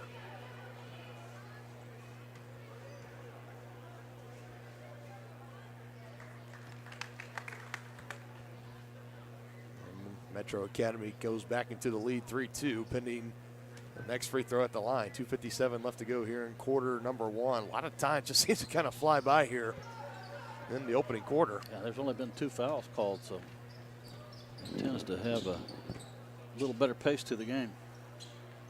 And the Zebras let them play. Nice high-low. Quickly in and out of his hands. All 4 points belong to Caleb Clark at the low post. That assist from Merrick Davenport. You like to see that. Santo, no look heave. Now it's with Gardner running jumper in the paint is good.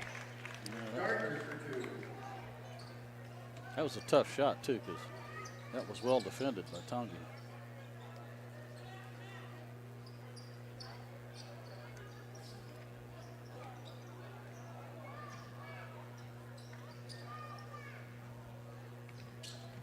There you go. Let the big man go to work.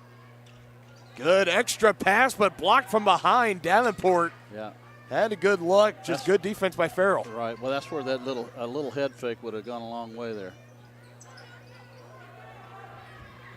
Another three-pointer on the way, no good from Gardner. You could hear that foul all the way up here. Yes, you could. Good job by our crowd mic picking that up.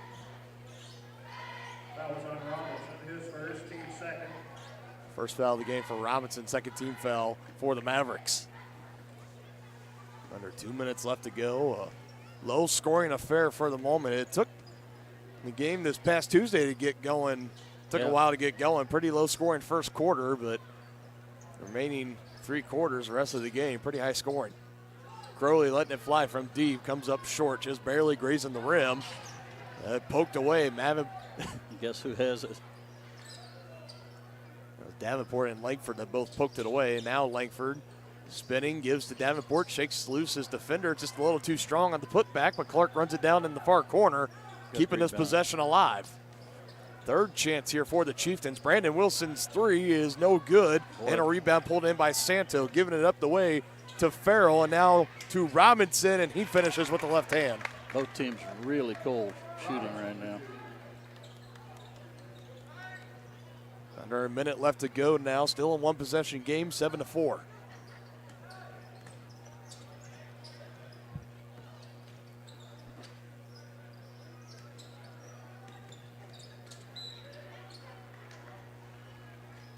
Get him with a body check, I think. That was on Sittler, his second, team's third. The second of the game for Sittler.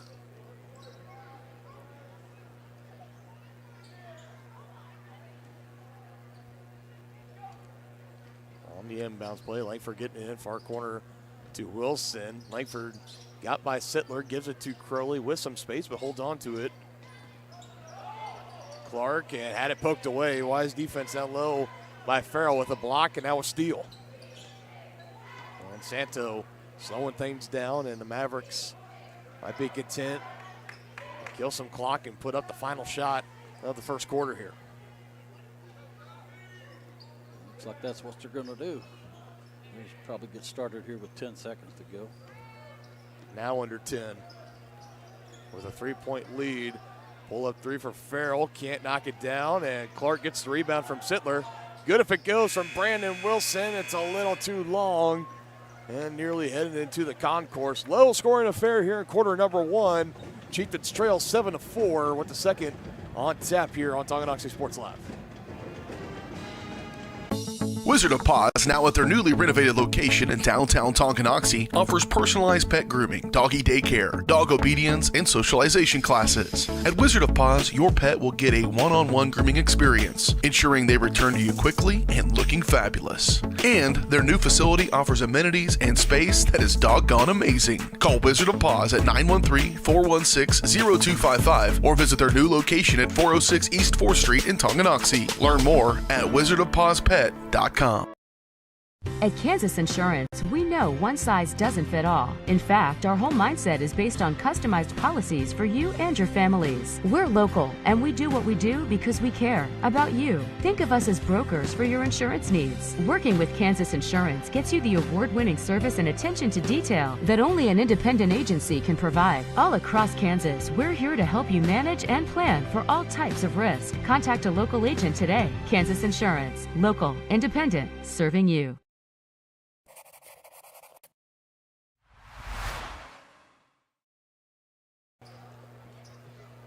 Both teams a little cold from the field after one quarter of action. A 7-4 ball game. Mavericks in front of the Chieftains.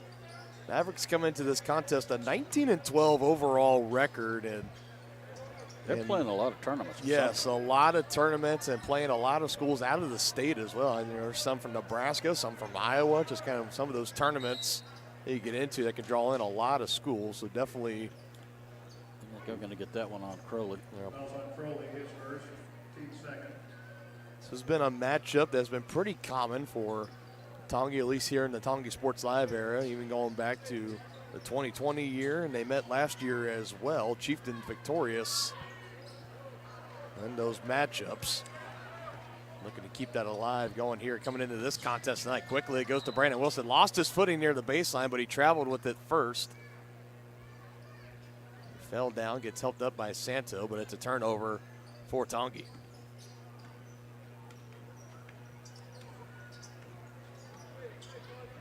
Zakiah Glover, officially the first substitution of the game in for either team. Same 5 that started the game for the Mavericks are still out there at the moment. Chieftains are in a zone right now. Near corner 3, no good from Farrell. Loose ball, and Crowley and Sittler kind of collided into each other. Put that ball back up in the air. Langford collects. Glover quickly giving it to Clark. One-on-one, goes to work. Short on the attempt, but foul call first. And he'll have a chance to earn him at the charity stripe. I think that's what Coach Jones wants to see, is let the big guys attack the rim.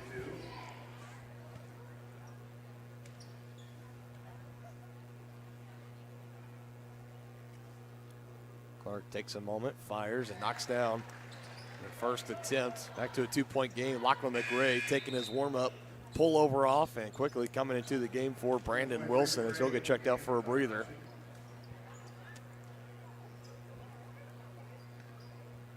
And it's been a pretty good recipe for success. We've seen Caleb Clark and Merrick Davenport both really become a key focal point of this offense. And we've seen both of them just gain more and more confidence as this season has gone on, particularly within the past month as we get into the early parts of February here. Well, right after the Christmas break, they really started coming into the zone.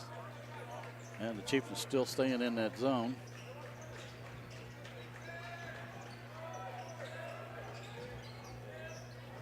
Overhead pass and a little out of reach. And Wise there. He was able to throw it. By Farrell throwing it off the thigh of Zakiah Glover right there near the Tongi bench. That keeps the ball in possession of Metro Academy.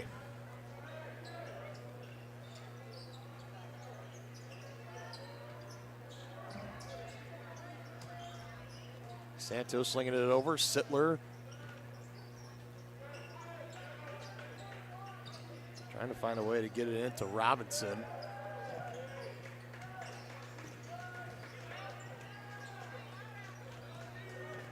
Now a drive in by Gardner, lost his balance, but a travel call first. He tried to get that shot up as fast as he could, but just a little bit too late. Travel call is called, and we're going to have the first substitution of the game for the Mavericks. Orlando Valencia, the 5'10 junior, will come in.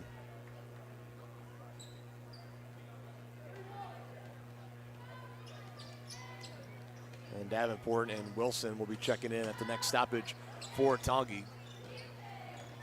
Clark again, he's got all 6 so far for the Chieftains. Langford trying to change that here, just a little too strong on the long shot attempt.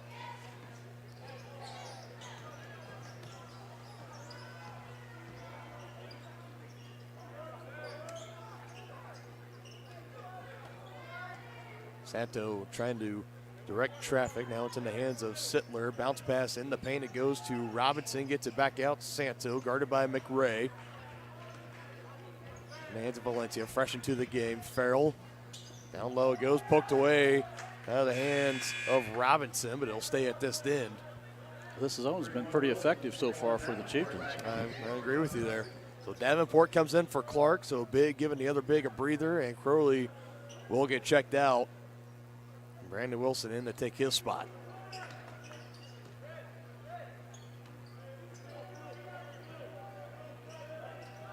Farrell for 3. A lot of three-pointers put up so far from Metro. Just haven't been able to hit on any yet. Glover going in. Good kick out, but an offensive foul call first. It was a good look. Open in that far corner was the sharpshooter Brandon Wilson, but no three-pointer. As they call Zakiah Glover out of control. Driving it to the lane. He picks up his first of the game. And still a 1-point low-scoring affair right now. 7-6 in favor of the Mavericks. Robinson out to Valencia. His first shot attempt is good. Right off the bench. Valencia for 3.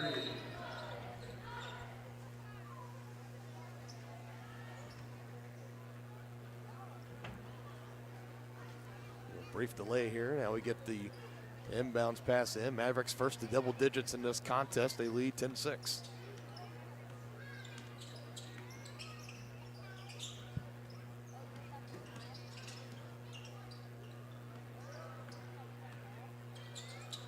Glover, nifty pass to Langford, back out to McRae. Open three, far corner, and can't get it to fall. Or Talon. Good effort by Sittler, going up a couple rows into the stands. Lands on his feet, fortunately, so no harm, no foul, but he'll stay at this end with Tongi. Have Gardner back in for Metro, and we'll have Crowley and Clark back in for Tongi. Langford and McRae out, and Sittler out for their respective teams.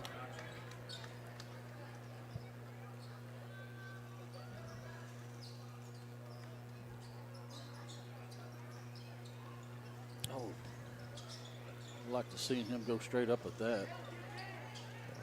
Likelihood of him maybe potentially drawing a foul there seemed to be pretty high. He had at least 2 or 3 black jerseys in the area. Valencia took a swat at his hand to try and knock that ball loose. Now Davenport trying to go to work again. Feeling the pressure, just puts it up, and a little bit maybe of a forced shot there, and Jones not really liking the shot selection there from the young man. Drive in, Robinson, but a foul will be whistled. I think they're going to give it to Clark. He was moving him. I think that's who they're going to get. Yep.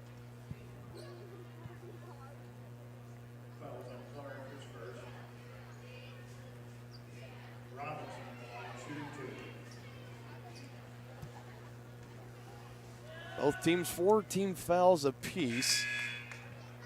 Jacob Robinson, the 6'3" sophomore, at the line, buries his first attempt as Talon Langford will check back in for Merrick Davenport.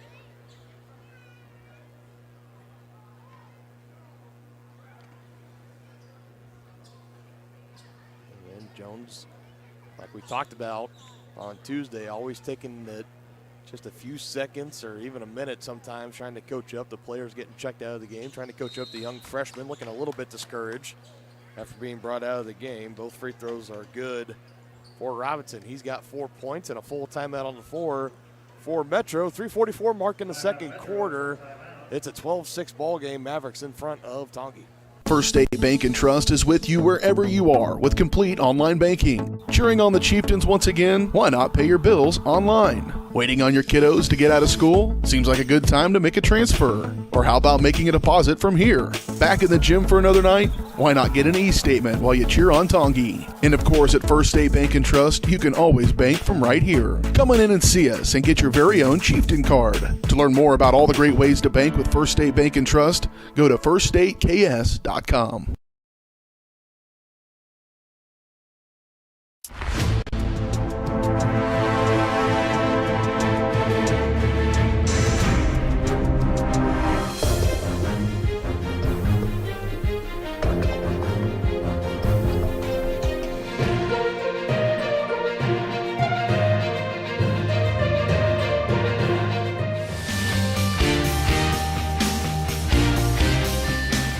For a winning team, contact White Birch Properties, the real estate MVPs.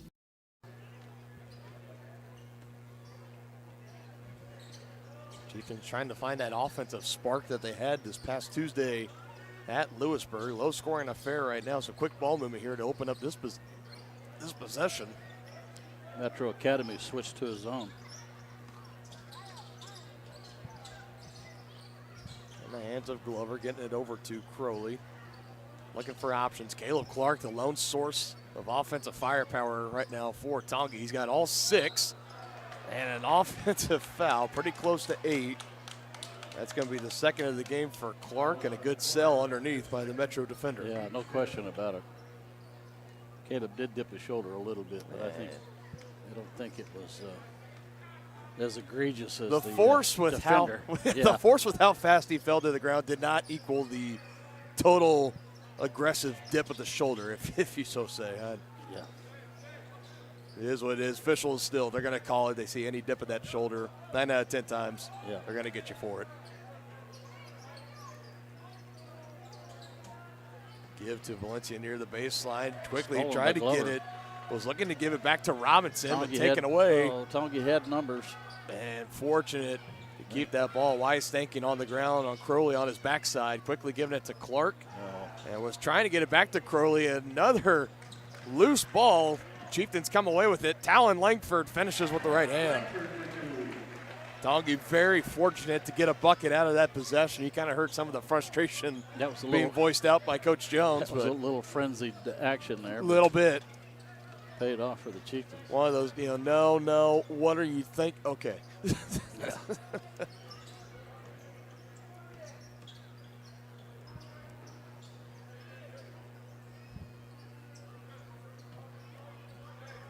Under 2 minutes left to go, a 4-point contest. Santo far corner trying to shake off Wilson. Back up top. Catch and shoot three is short for Gardner. Rebound brought in by Alex Crowley.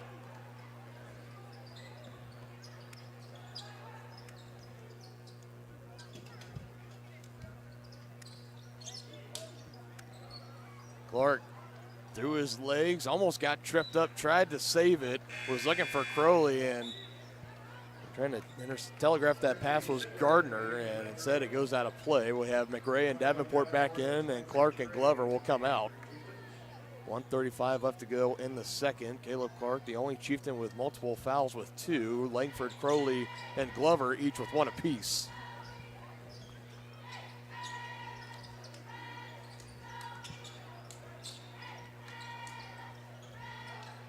Lachlan McRae, bad angle there, but gets his own rebound. That's why they tell you to follow your shot, kids. Yeah, good job by Lachlan there. Trying to find a way to crack this zone defense right now. Well, the best way to do it is to penetrate.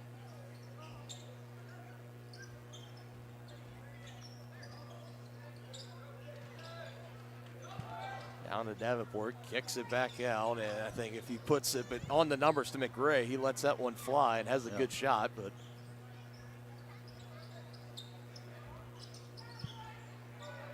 those long passes over the zone can be dangerous.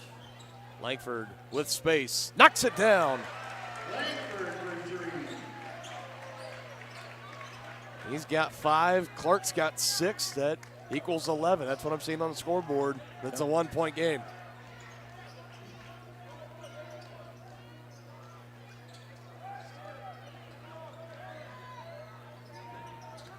Under 20 seconds left. Metro maybe looking to hold on for the final shot.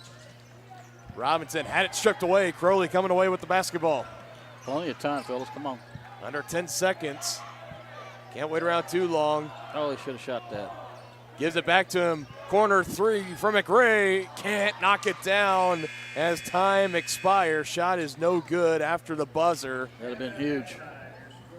This place might have come unglued. Would have been the biggest shot of the season so far for the young freshman, but it stays a 12-11 ball game. Who had this on their bingo card coming in here? Not me. 30. My goodness, 12-11, low scoring affair at the moment. We are going to step aside. We will turn off our headsets and we will air the special halftime show here of the Chieftain Stars and the Rising Stars dance team here. And we'll go into our commercial break and we'll be back with our halftime material here on Tonganoxie Sports Live.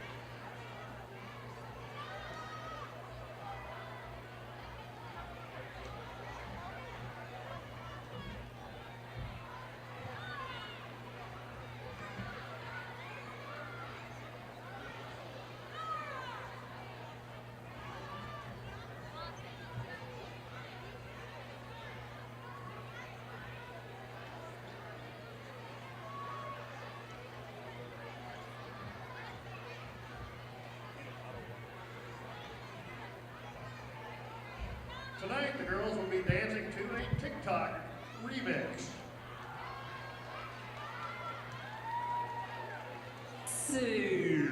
Don't stop, make it pop, DJ blow my speakers up tonight. I'ma fight till we see the sunlight. Tick-tock on the clock, but the party don't stop, no.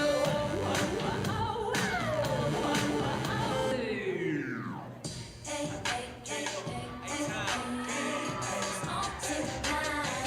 With it, drop with it, lean with it, pop with it, snap with it. All my ladies pop your backs with it, do it, do it, do it. You know the world be rocking to it, so do it, do it, do it. Can't do this all night. You try and admit, but you just can't put the feeling aside. You know it, and I can see it in your eyes. You and me, smooth as a mother, so undercover by the way that you was watching me. I could have my Gucci on. I could wear my Louis Vuitton, but even with nothing on, bet I made you look. I made you look. Yeah, I look good in my Versace dress, but I'm hotter when my morning hair is a mess. But even with my hoodie on, bet I made you look. I made you look. Wow, you can really dance. Wow, you can really dance. He went.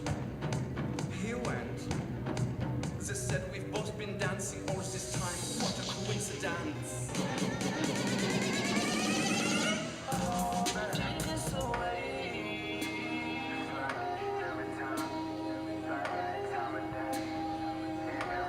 But when she gets away.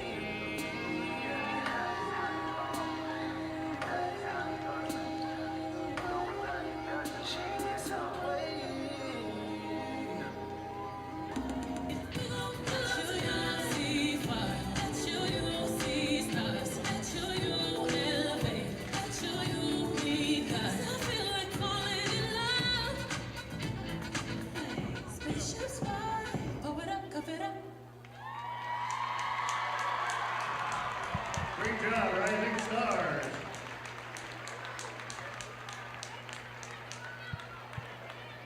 First State Bank and Trust is with you wherever you are with complete online banking. Cheering on the Chieftains once again? Why not pay your bills online? Waiting on your And now let's welcome the 2022-2023 Chieftain Stars dance team. The freshmen are Taylor Shogren, Lauren Dunn, and Emma Lorping. Sophomores are Stella Bradley, Jersey Glover, Harper Robbins, and Jade Darrow. The juniors are Maddie Mahoney, Alyssa Novotny, and Maya Lewis. The seniors are Aaron Ulrich and Chloe Ferguson. Tonight, the girls will be performing to Yikes, choreographed by Coach Bradley. Good luck, ladies. Your music is on. Drop the strings on them. You clear the way with the low cut. You clear the way. Call a tow truck. This a Mack truck. This a Mack truck. We move. Tell them back up. Back up. Crack up. Bands pull up, stashed up. Super backs up. Get up. They tag when you equalize. Yikes. You a clown. You do equalize. Yikes. What's the hype? Is this something like? Yikes. Unconsistent flights. You clear the way. Get some bad coming through. It's quiet, ain't no back talk.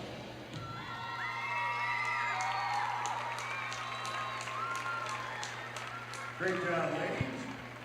First State Bank and Trust is with you wherever you are with complete online banking. Cheering on the Chieftains once again? Why not pay your bills online? Waiting on your kiddos to get out of school? Seems like a good time to make a transfer. Or how about making a deposit from here? Back in the gym for another night? Why not get an e-statement while you cheer on Tongi? And of course, at First State Bank and Trust, you can always bank from right here. Come on in and see us and get your very own Chieftain card. To learn more about all the great ways to bank with First State Bank and Trust, go to firststateks.com. Has your furnace left you out in the cold? Pipes plugged? Are you underwater with your water heater? If so, you'll be glad you called Ladd. Ladd Service Company in Tonganoxie has been your heating, cooling, and plumbing specialist since 1986. Ladd is your dealer for top quality brands like York, Aprilaire, and Wolverine Brass. Plus, they maintain and service all other brands. Schedule your appointment by calling 913-369-3509. Visit laddserviceco.com to see why you'll be glad you called Ladd. Midwest Chiropractic Center in Tonganoxie, Lansing, and Bonner Springs is ready to get you back to being the active, energetic person you want to be. Dr. Robert Shook and Dr. Daniel Haugen at Midwest Chiropractic offer caring, high-quality, and comprehensive care, including chiropractic care, acupuncture, and school and DOT physicals. Now offering Saturday appointments in Bonner Springs and Tonganoxie to better serve you. To schedule your appointment, call 913-369-0022 or visit them at mwchiropractic.com. Get back in the game with Physical Therapy Solutions in Tonganoxie. As a state-of-the-art outpatient physical therapy clinic, Physical Therapy Solutions will develop a plan of care to help you move, reduce pain, restore function, and prevent disability. Physical Therapy Solutions takes great pride in delivering current, quality-driven treatments. And now get occupational therapy in the office or at home on an outpatient basis. Call 913-417-7400 or visit ptsolutionsks.com. Black and Gold leads to sold at Skeet Real Estate in Tonganoxie. Steve Skeet and the agents at Skeet Real Estate are dedicated to helping you either buy your dream home or sell your home quickly. Plus, Skeet is a one-stop shop with a full line of insurance products from Skeet Insurance. In Tonganoxie and the surrounding area, your choice for real estate and insurance is Skeet. To learn more, follow them on Facebook at Skeet Real Estate or call 913-845-2255.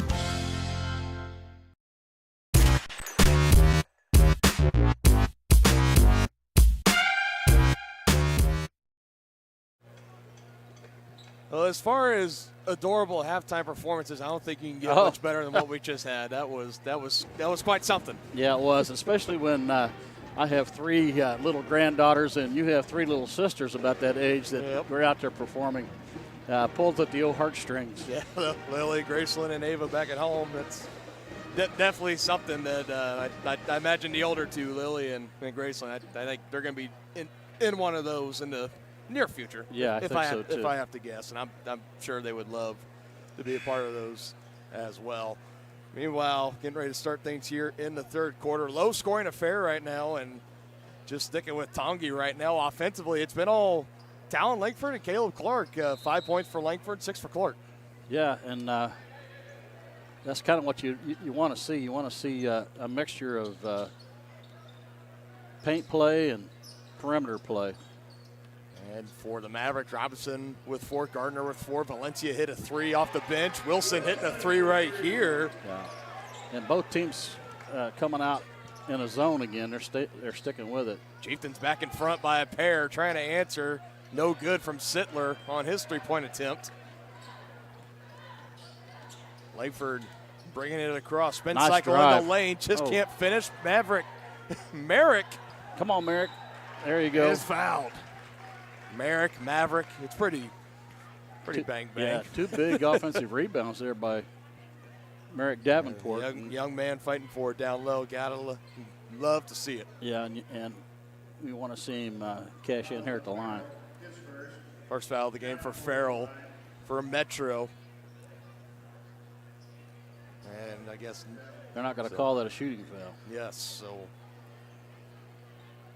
saw Merrick as soon as he got a hold of the other rebound, tried to go back up with it for the shooting foul. The official saying on the floor. So Chieftains having to run through the offense here to try to set it up. Had Clark open down underneath. Alex Crowley can't knock down that 3-point tip. Bang, bang here, but they say it belongs to the Mavericks. Coach Jones and the bench do not like the call there. It's not like at college where they can go back to the monitor. Yeah, he let the official hear about it as he was running he past the Tongi bench as well. And not too very often you see Coach Jones that upset with the call, but he really feels they missed one there. I tell you what, though, these officials do a very good job. It's a thankless job.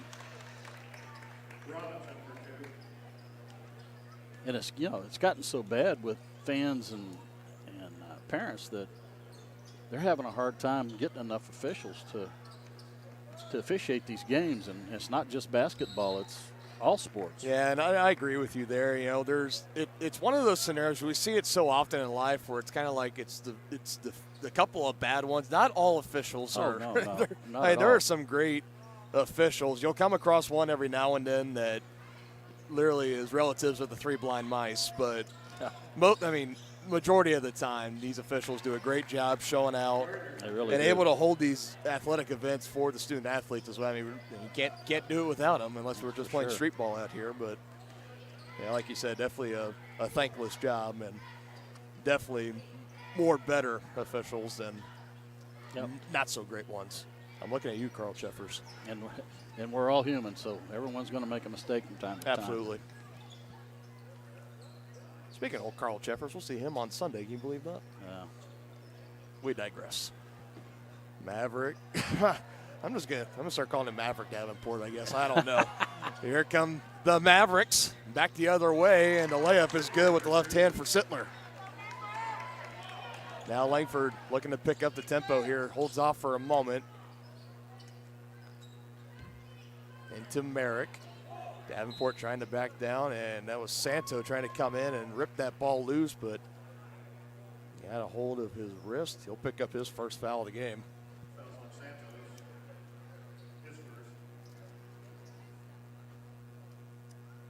See what the Chieftains have for an inbounds play here.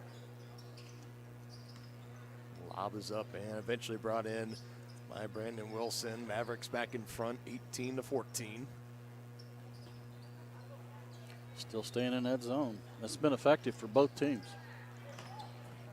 And Metro comes away with a good hustle by Sittler.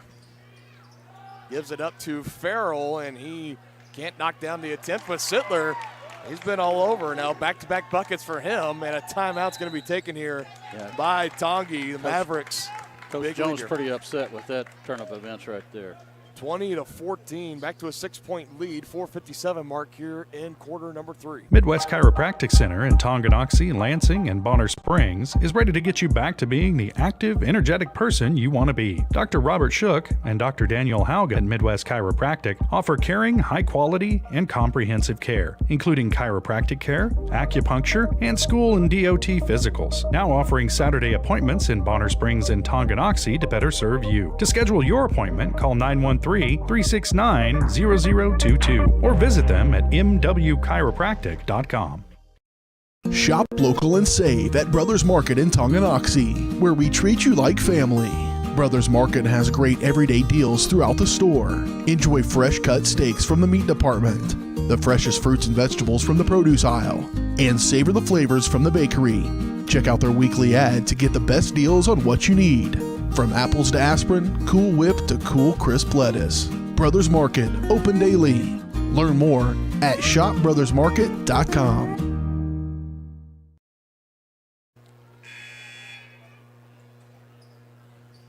Mavericks starting to hit their stride right now, forcing Coach Jones to take a timeout, trying to get his team to regroup. Right now, things started off well for the Chieftains. A Brandon Wilson 3 got things started, and quickly an 8-0 run for the Mavericks, have them back in front by 6.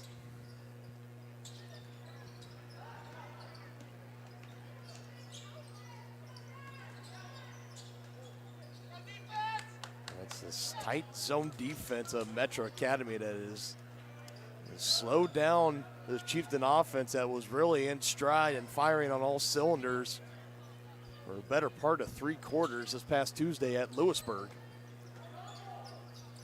Caleb Clark fighting through swatting hands, finds its way to Brandon Wilson. Big 3 on the way, and there's the key right there. Second one of the half for Brandon Wilson. I think you keep hitting those, he'll shoot them out of that zone. Back to a one-possession game between the two. Down low, Robinson trying to knock that ball loose. Comes near corner for Farrell, and he answers. Farrell for 3.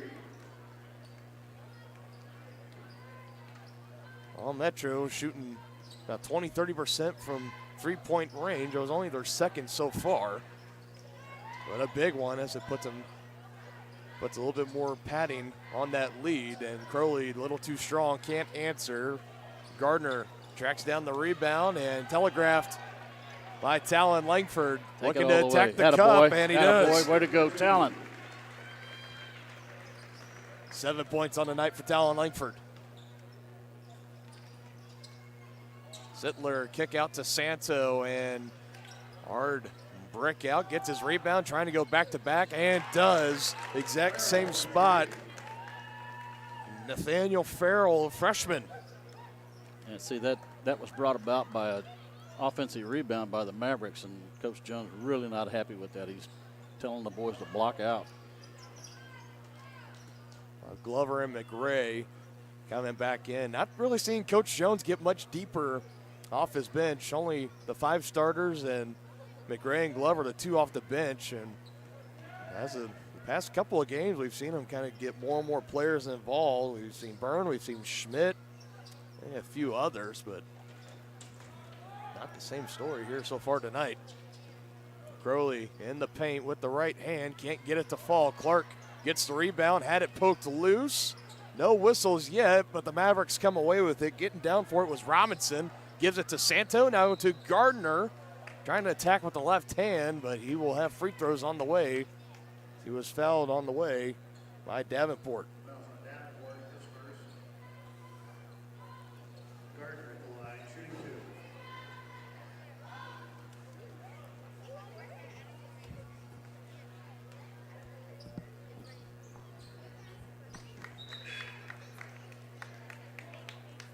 Glover and 23 McRae. But both the big guys, Clark and Davenport, will get checked out for Tonky. Cameron Gardner, one of the few seniors on this squad for Metro, bringing in 2. With a pretty small lineup here is Coach Jones.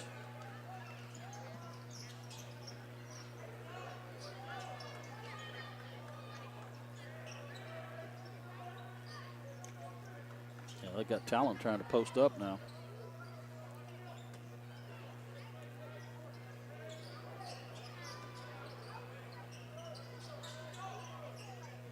He's trying to look for anything right now, trying to get this offense firing with this zone defense from Metro Academy. Langford on the drive, but a hand check called. That's you know, you need to penetrate. That's what Talon did there and picked up the foul.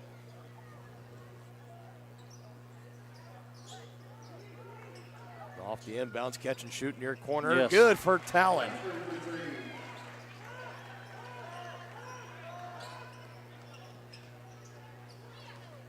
Back in double digits tonight with 10.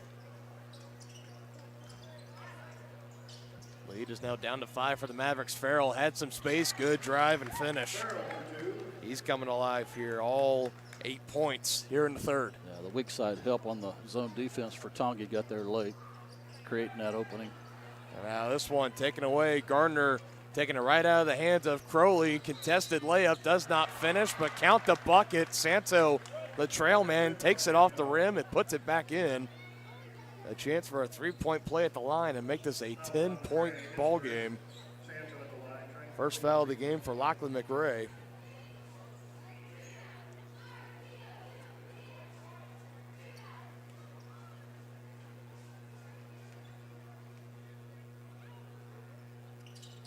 And he does just that. First double-digit lead for the Mavericks tonight.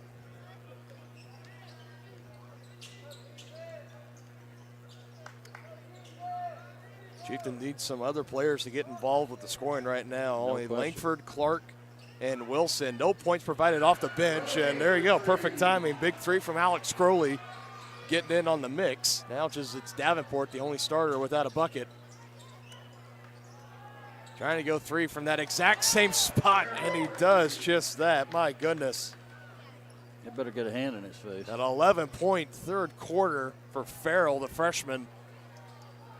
Wilson trying to answer off the side of the backboard. Good recovery on defense, as that was Robinson had a hard time handling that pass. Wilson poked it away from behind, forcing him on the inbounds play. Clock stopped at 24.6 seconds. Number 10, Brody Prouty into the game for Metro. Prouty, number 10, and for the first time tonight for Metro Academy, Langford and Crowley will get a breather. Probably will see him in at the start of the fourth quarter here. Team down by 10, and two big offensive pieces right now trying to catch their breaths and rest up a little bit.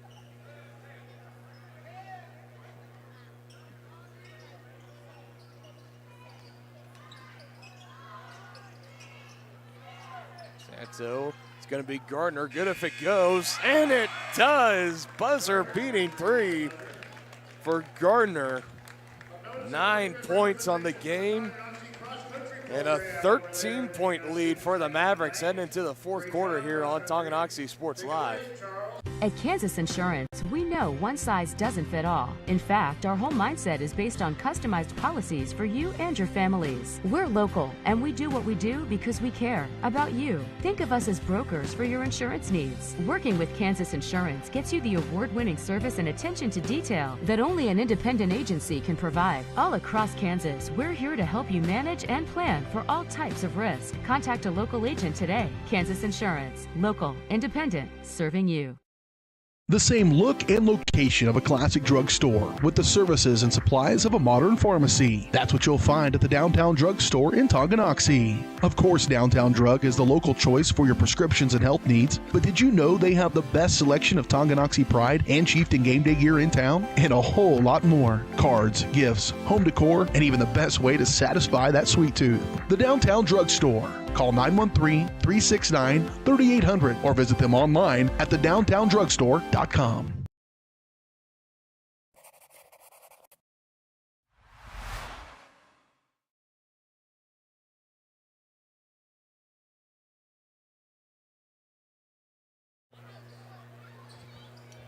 Final quarter of action up here on Tonganoxie Sports Live, and a big hill to climb for the Chieftains, down 13 points right now. An offensive explosion in that third for the Mavericks, led by the freshman Farrell, number 12, coming up with 11, all in that third quarter. Blocked by Clark, but contact with the body. He'll get whistled for the foul. It's going to be his third. I'm going to ask the official as to what exactly did I do wrong there, having some conversation. It sends Sittler back to the free throw line. So after scoring 50-plus points this past Tuesday, the offense sputtering out a little bit here tonight in Chieftain Arena. Only 25 put up. We're about 3 quarters and about the first few seconds here in the fourth. Still some time. It's a point now where you can't afford too many empty possessions. Got to come up with some stops on the other end. Yeah, that's right, partner. You can't trade baskets with them when you're in a hole. Clark losing his footing again, but gets that pass out to Glover, and now empty possession on the carry. Yeah. Get the ball back to Metro. Another turnover. It's like I suspected. Langford and Crowley back in. Glover will head back to the bench, and Lachlan McRae will head back as well. So all 5 starters back in for the Chieftains. And you got Farrell, you got Santo, Gardner, Sittler, and Prouty. The 5 out there for the Mavericks. Right, shot attempts no good, and collision in with Gardner. He was going up, collecting the rebound, and trying to put it back up, but got fouled first.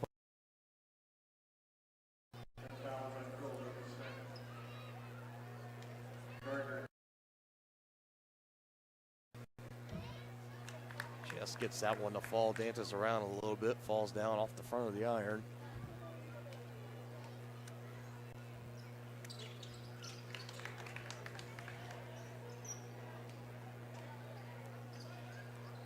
11 points on the night now for Gardner, the second Maverick in double digits along with Farrell.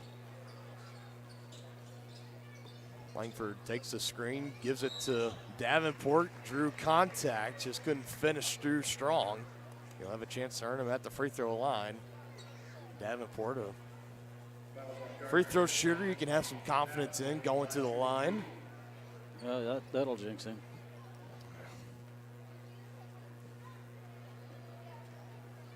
Well, he's one you don't want at the line then. I don't know. There you go. There you go. There you go. Didn't jinx him. No, he's usually pretty solid from the line. We'll just see if that jinxes him. Yeah. Robinson back into the game for Metro. Got to tuck in that jersey, young man.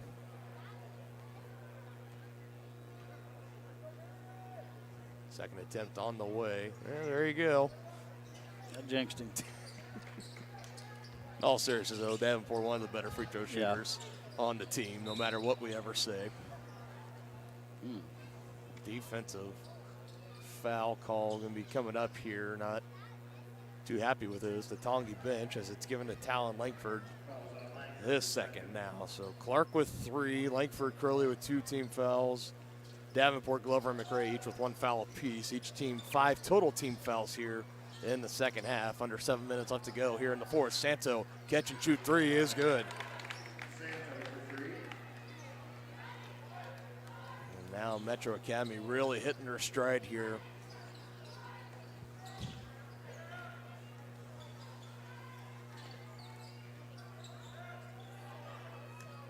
Chieftains, good give back. Davenport to Langford.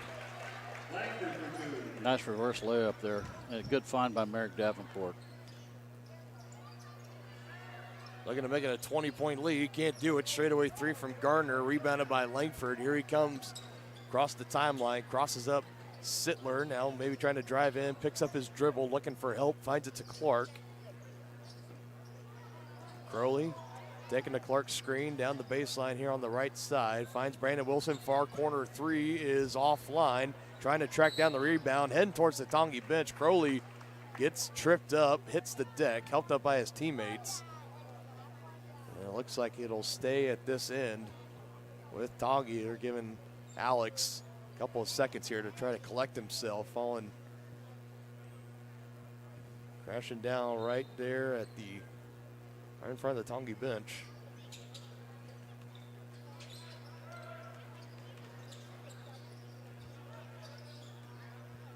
Clark on the drive. Good finish with the left hand.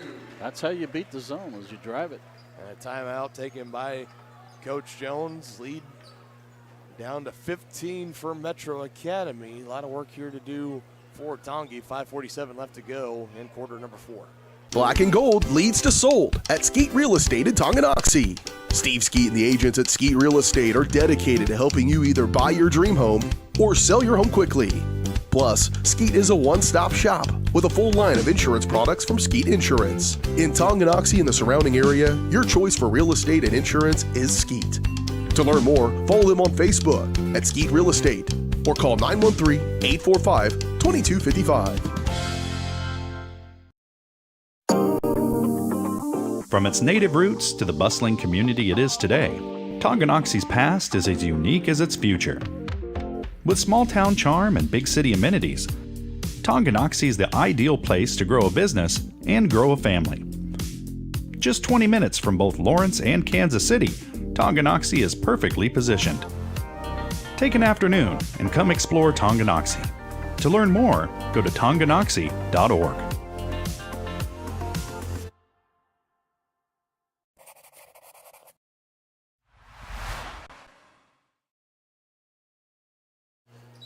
Come out with some full court pressure here to try and get some turnovers. Yeah, it doesn't appear that way right now. Definitely don't rule it out, I would think. I think he has gone to a man-to-man, though.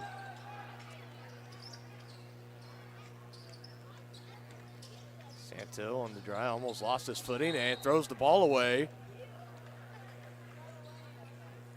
They keeping it down here? I think they said it was off Langford.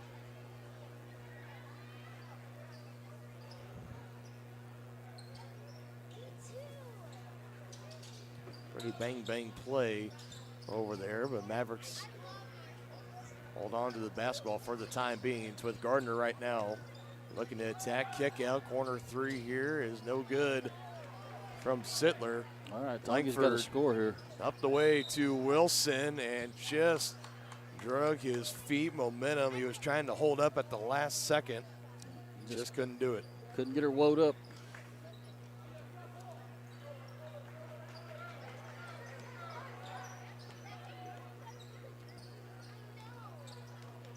Clock getting closer and closer to 5 minutes left. Crowley poked that ball loose. Chieftains got to make a move here soon.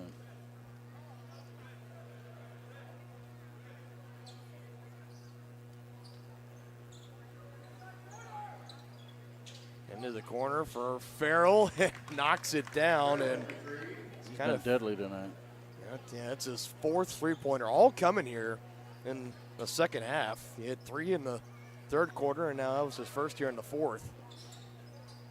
He's got 14 on the night. Davenport blocked by Robinson. Clark keeping it in play, out to Wilson, back to Davenport. Clark for 3, he hit one on Tuesday, can't knock it down there.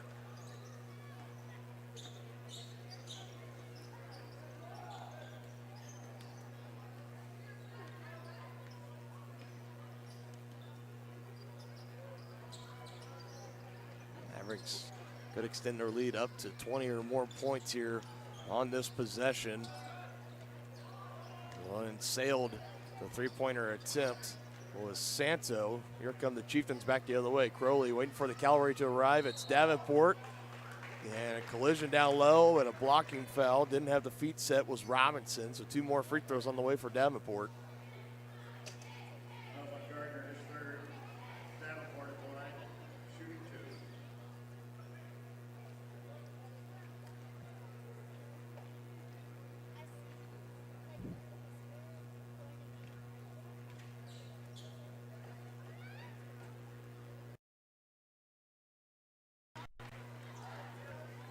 Knocked down his first attempt. It is just better when we don't say anything. Yep.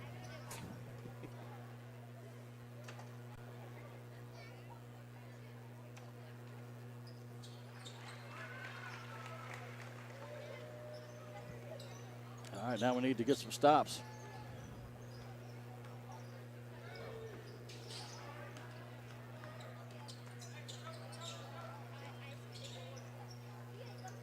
Pass along at perimeter. Santo, a head fake, in on the drive. They'll get Clark for the reach in. Yep. They're going to call that every time. That's going to be his fourth. Clark, his fourth, team 6.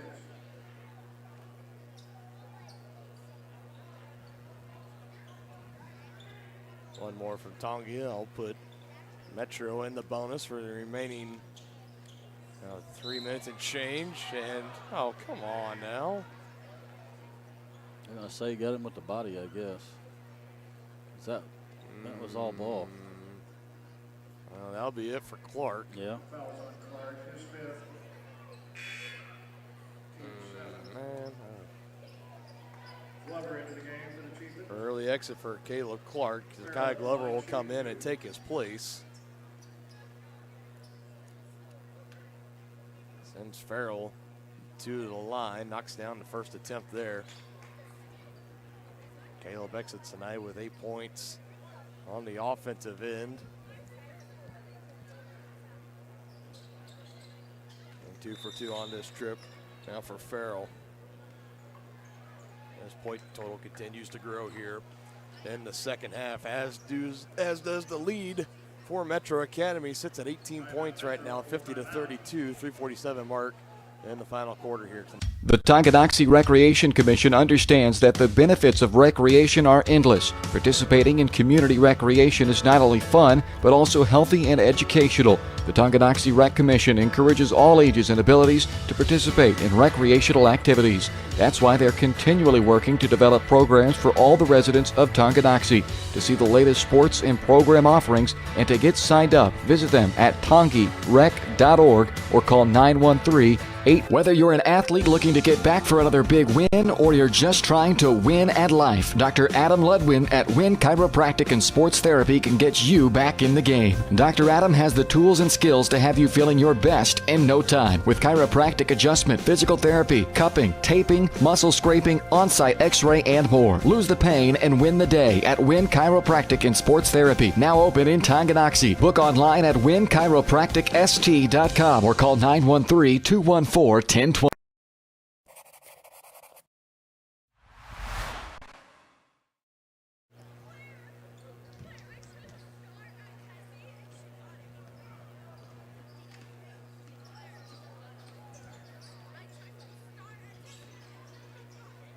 Ball's in the hands of Crowley right now, trying to drive in, waiting.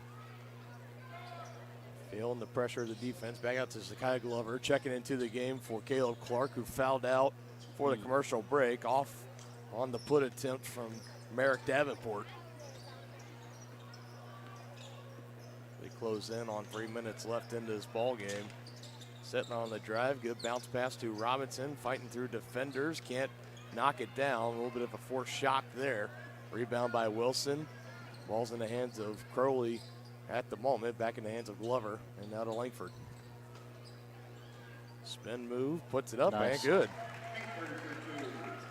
Let's see him do more of that. He's got 14 tonight after putting up 18 in the last game this past Tuesday at Lewisburg.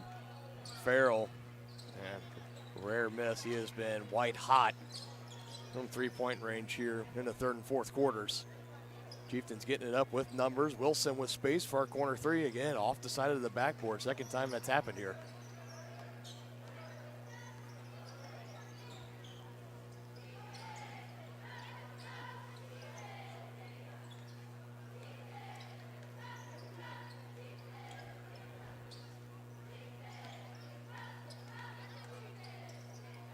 Garner holds up at the left elbow. Farrell running floater with the right hand. Too strong off the back iron, but gets his own rebound.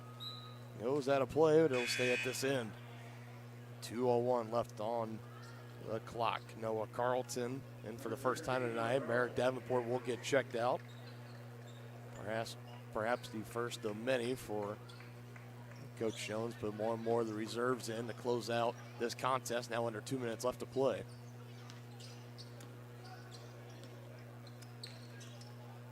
Santo over to Sittler, drives in, blocked. Well, gets his rebound, puts it in. Basket by Sittler. Too many second chance points for the Mavericks. We give back to Crowley, offline. Glover, rebound underneath, and a putback.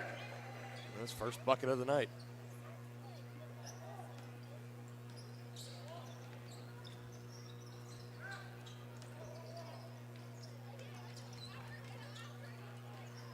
Taken away, that ball was poked loose by Crowley. Here come the Chieftains back the other way. Carlton with it, can't finish on the layup at the other end, contested heavily by Farrell.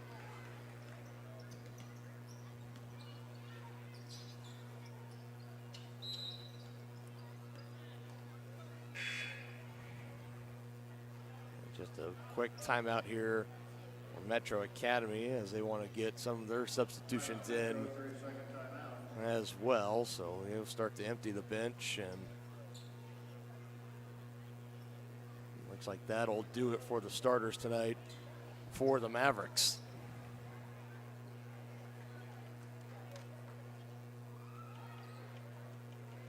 Metro Academy, they're going to be picking up their 20th win on the season here, coming out of Shawnee, Kansas. Metro Academy Mavericks doing a lot of play, and they've had some familiar opponents with the Chieftains. I believe they played Spring Hill earlier in the year. Came out victorious against the Broncos, but also played in a lot of tournaments as well. That's why you see that total number of games up much higher than Tonganoxie's. I have a travel call here. I'll be giving the ball back to Tongi. Coach Jones not making any movement towards the bench. It looks like he's just going to let the five out there right now finish out this contest. What appeared to be earlier this week that maybe the Chieftains have hit their stride offensively. Now hit a little bit of a wall here tonight, only putting up, at the moment, 36. It'll be held under 40 more than likely here as Metro Academy running this clock now under 30 seconds. So back to the drawing board, and they're going to be right back at it with another tough opponent coming in on Monday night when we come to you folks live next here on Tonganoxie Sports Live, a doubleheader as Tonganoxie will host Topeka Hayden coming in. Had a couple of contests with Topeka Hayden in the past couple years here in the Tongi Sports Live era, and a special Monday night edition of Tonganoxie Sports Live. First tip-off for the girls game at 6 o'clock. I know we got started earlier tonight here at 5:30, but back to the normal routine as that three-pointer from Brandon Wilson will wrap things up here. And your final score, Mavericks 52, Chieftains 39. Metro Academy complete the victory tonight. And the Chieftains dropped both their contests tonight. The Lady Chieftains losing to the KIPP Legacy High School Gators earlier. Now the Mavericks coming out victorious over the boys team. So Mark, just any immediate thoughts here as we start to wind down our coverage tonight? Well, I don't know if that Lewisburg game took a little bit too much out of the Chieftains. That was a hard-fought contest, and they just didn't come quite with the same fire that they had at Lewisburg. Yeah, I think it's easy to look back, on Tuesday and just looking previously. They had a tough game here at home against Bonner Springs. Bonner had the better part of Tongi, but even in that game, you kind of saw the offense. They they started off really slow. They got behind early, stayed behind for pretty much the rest of the game, but the offense was still clicking. Bonner was just answering at the other end. Yeah. But you saw the offense starting to click, and that kind of carried into this past Tuesday. And I think, maybe like you talked about, it took a little bit more out of them as, Well, and that game was really chippy, too, as you remember, partner. They had technical fouls and guys pushing one another. It was a tough game. Well, part of that was the frustration from they were coming in with a 3-game losing streak. We gave them their 4th straight loss in a row, and Lewisburg had already lost once to Paola, who, looking at just the overall 4A rankings, they're the worst team. You're right. And then they lost to Tongi, who's down there with Paola as well. And I'm not trying to take a shot at our hometown team. That's just where the rankings are right now. Right, in the perspective of Lewisburg, there were definitely some frustrations as their season is just kind of gone off the rails a little bit. But big win. You come into the night and they come out a little bit flat. Metro Academy came out a little bit flat as well. But once the Mavericks hit their stride, and the Chieftains, they just couldn't really ever get fully out of the gates offensively. No, that's right, partner. And we saw Coach Jones trying different defenses, going from the zone and back to the man-to-man. And the zone was working for quite a while there in that first half. It was still a pretty close game, but they had to come out of it after I don't remember the young man's name that kept hitting the threes. Farrell, when he basically shot him out of that zone. Yeah, Nathaniel. He had a ball game for sure. He had 11 points total just in the third quarter alone. I believe he finished with 14.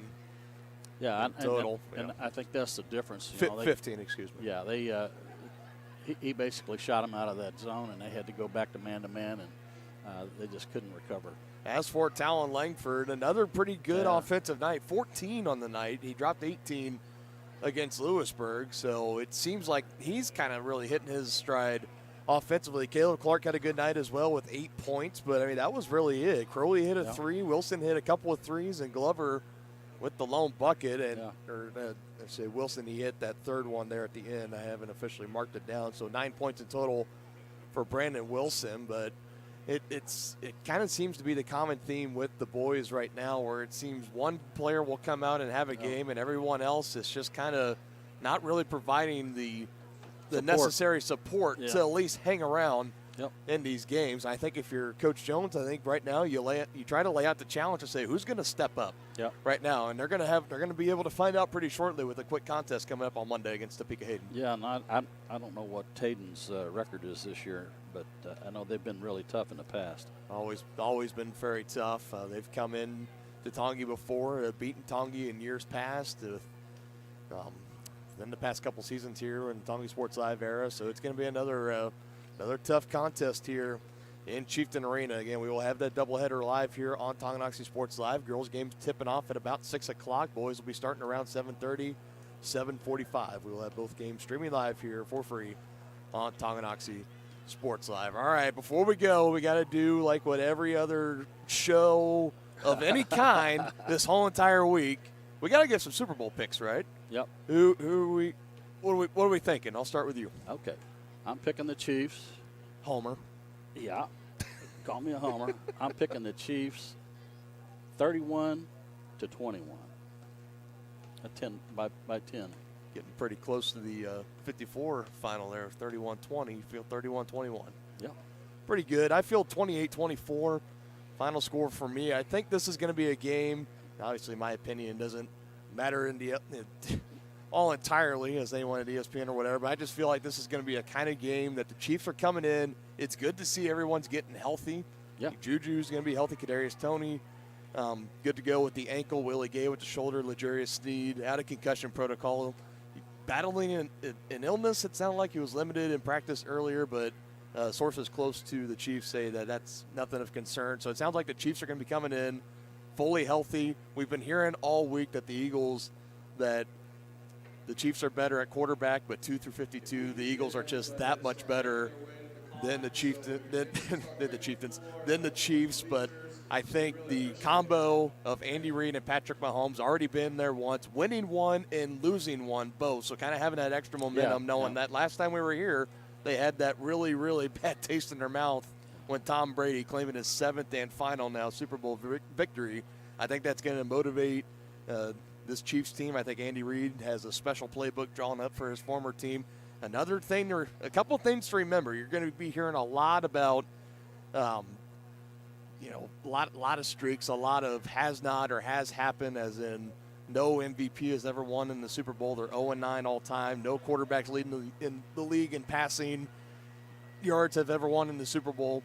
Here's a couple I want to leave you folks with before we sign off.